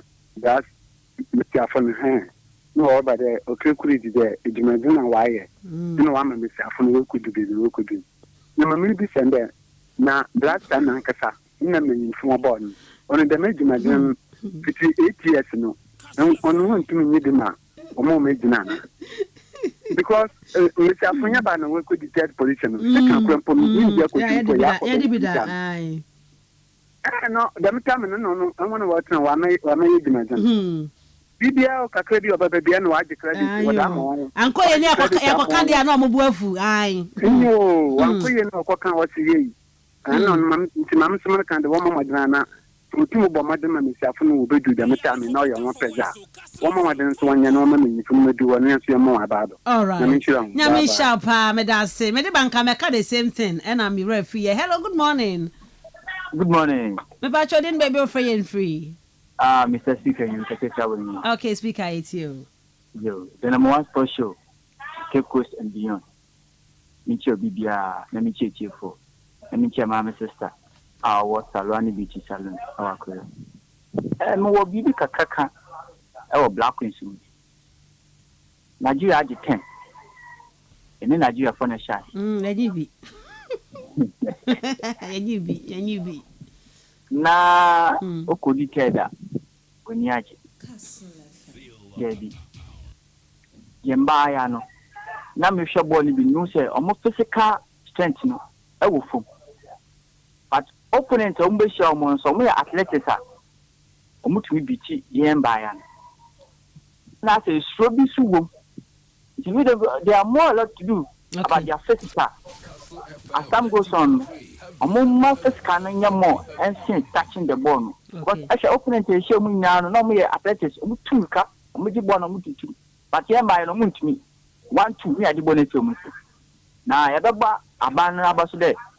On one bano, a man on one. Now, and Barbon, so I'm conquering. Okay. Now, a friend, Shenny or Don Bishop, not a month for your dog. So okay. Hello, good morning. Hello, good morning. Me pacho din baby free. Say it you wanna pay. I think I'll start with Kate ne comment na make the effort and our and bar football ne be do them no. We acknowledge name body or and bar football. I think with ne era and bar football no me pay Japan. But one thing you have to also note is that the area BBA enjoy into one and cover for the area. Whilst area no now say. So if the new combat football no, I think he's also supposed to focus on the men football because Ghana had a majority Nankata focus is on Mbema football no, rather than Mbadian. So if you are pushing both of them, I think it's best rather than I'm focusing on Mba football. I think when you sponsorship Mba football, the kind of money I win but the effort and being for football or woman is going down. Okay. And people are not happy about it. So when that happens, maybe I'll be on your web about it. Yeah. Michelle say, hello, good morning. I'm on Miss Ruby. Mensah Boroboni. Bobby, my dear. Yes, you want to pay. If you got a payment, you know with my phone here. I just so. I meet you another Barbara. Okay, it's you. Miss Ruby, and by your mom, Boshy, and my own idea about Kumpu. Kai! And then I buy Santis of Amagana. And my moon can never be a part of my Jamagana. And my moon can never be on my Jamagana. My actually, Mungo, which you did. Yo, Mensah Borobo. Aha. Miss Ebusha Gas. Me hear me pa. Me say press no munchi omoka. Me say me say the player be aka, they be am catch on two evidence how the bremia na matumi aka ho asem. Hello, good morning. Good morning, Miss Robin. Me ba chodin baby free and free. But I love him from Shabra. One love it you. Miss Robin, the me share football here wa. No here under 20 na under 17 na dia Miss Robin yanti ajimu. E kwa net me dikap da. E kwa na here for the select players this time no Miss Robin. Onya no kon dia. Because Kappa Yadinia, no, a rolling stand, military rule. Number time, no, if you are your man ninja, over to Muaka there, Benyo, but your dinner disclaimer, 6 minimum. In the Nigeria for select one play, one youth team player. Oh, the whole nation, a Kastle, a Chromo, secondary school, Biabo board, what pick into the year there, what crack for global, however, when you manage it, so when they open the Kakumo in the state to a ball. I brought the paid war ball. No confidence on what pick a place I was selected when the best was a compare, but they could present one national team. But you know, everybody over Jessica, my manager, Jessica, man. Okay. Say hello, good morning. Fine morning, yes, we Honorable Jaro, me who ye pa. Osman. Madam, can I talk to I said investments ne policies or they buy na abo ama na be do samre. Why? A man and they if they to qualify call a quarter finals I could tell the abe the bronze aba no kan ho asem. On the 17, on the 20, that's my truth. Senior with your flowers of our car to go to Nakoto Funo. Yam or to know Ghana have. Be another Onya farmer no go so yam fi. I won't find Mano. I'll go so young what you about a young pekeman ye. Not every president of Piano, so you'll be a member with you. I'll miss you, so you say you. Name of Ghana Moon. So you, and yes, no money. It's not catching the market of focusing on the image, Mamma de Mohana. And because more, let's say, a conquer 10. Now, as one train, and Bugana of Nana, with me, that more there. Maybe a train, I need. Okay. Maybe you are going to master me. I'm not saying my father, I said, I will Ghana mana. Medase, on Uncle Bium, no more part of Ghana. Medase, Honorable Jaro, me from my last caller. Hello, good morning. About family, insurance taxi driver, I mean, you. About family, maybe I'm going to take a thing now, and a payment check. Yeah, Joe. Yes, sir. I'm planning to chase him now. Oh, I'm taking my car to face him. I'm taking Gasamo. Hey, you ask a mamma of FFA, go down and put the other Bomabado. Because tear into my hair, and some flammer. And a person and come Bomabado. Oh, I could be FKK. Okay, she made us so now supporting. Again, from the Echo 4 years, Medase. Okay, Mr. Medal Fredman, that's 9 abo. And until quarter for now, you move the right amount now, for quality no form. Now, okay, experience about customer service. I report in the farmer, the National Petroleum Authority for.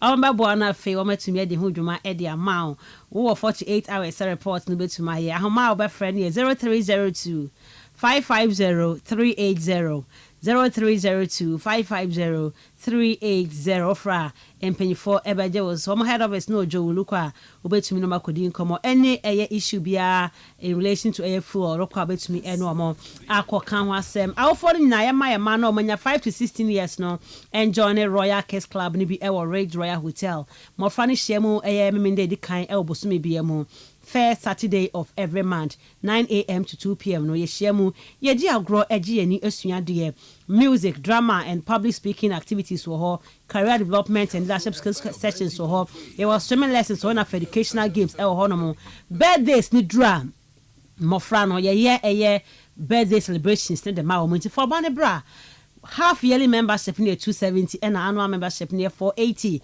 working per session 50 cedis our form register manu 2 or more near 5% discount the mobile d the or 20% discount also the amount if about the join be na yesua the NGNE our case club ni mu frɛ 0312 003 222 and 0501 672-908. Rage Royal Hotel, richly inviting, comfortably yours. Yama has made a big mistake for taking the number 10. In the Bible, the battle between David and Goliath, King Saul wanted to give David his clothes, but he refused to take it. At the end of the day, he was able to kill Goliath. Jamal Akopento Kwacheni home. Nigerian Falcons were given bonuses in Naira. Why should Ghanaian teams receive bonuses in dollars? Pacho, kind of course naira in equivalent to cedi to where dollars no and yeah converted to dollars na dem or converted to dollars and am yeah TB tiam say dem Ghana cedis near converted to dollars near hu tiam ka say enkomo more dollars me pa cho dabi Ghana cedis near hu the dollars mu a eno mo de no ebe pa na that's what we are talking about Uncle Paul enen tokwa. Good morning, incoming. How are you and your crew doing? People wonder how Chelsea buy the players at lower and sell them at high prices because we Chelsea supporters will hype you the new players, but you play about 3 or 4 games and survive and fail 2. Then we keep them and I don't know. Moses Atta said that is our secret and anyway, so where they are about her. The number 1 sports show in Cape Coast, the Queen is good, but okay. Mr. Speaker, and I do it, but I don't know what you are talking about. Our Hanamudi. All right, Yamfa will see na fe. Yamfa Jumedia can can air the Black Queens. Okay, we'll say they are good, but they have a lot to do. All right. Okay, I now get your message. Me the message Adams, Osmani FKK. And I'll tell you can air with Jumedia and so yeah, they were see mom here live on Facebook Nina no. Yeah, the money na master. Me patch Chelsea signings no. Joao Pedro, ya signing no. Jamie Gittins ya sign Estava oba January no ya sign January baba be kasa mai ho Dario Esugu and Liam Delap omunye Chelsea sign Kenny Henry Paez Mike Pendes and Mamadou Sarr omone the Chelsea new signings for camp next season. Ye fa won si ye kona fe afraifo enkomo no etumi ato hours sunyame adoma ye be sign ye share. Thank you so much for doing the listening. See you again tomorrow. Ma omani hu hiam na Ghana man oyame na wo yenze se Ghana be here ojina ami na wo yendo ne da meeting na Kastle FM ze dwumeza wa tunizin mo man ho do rebra ejoda copy fide biara wa bra wa bono na bien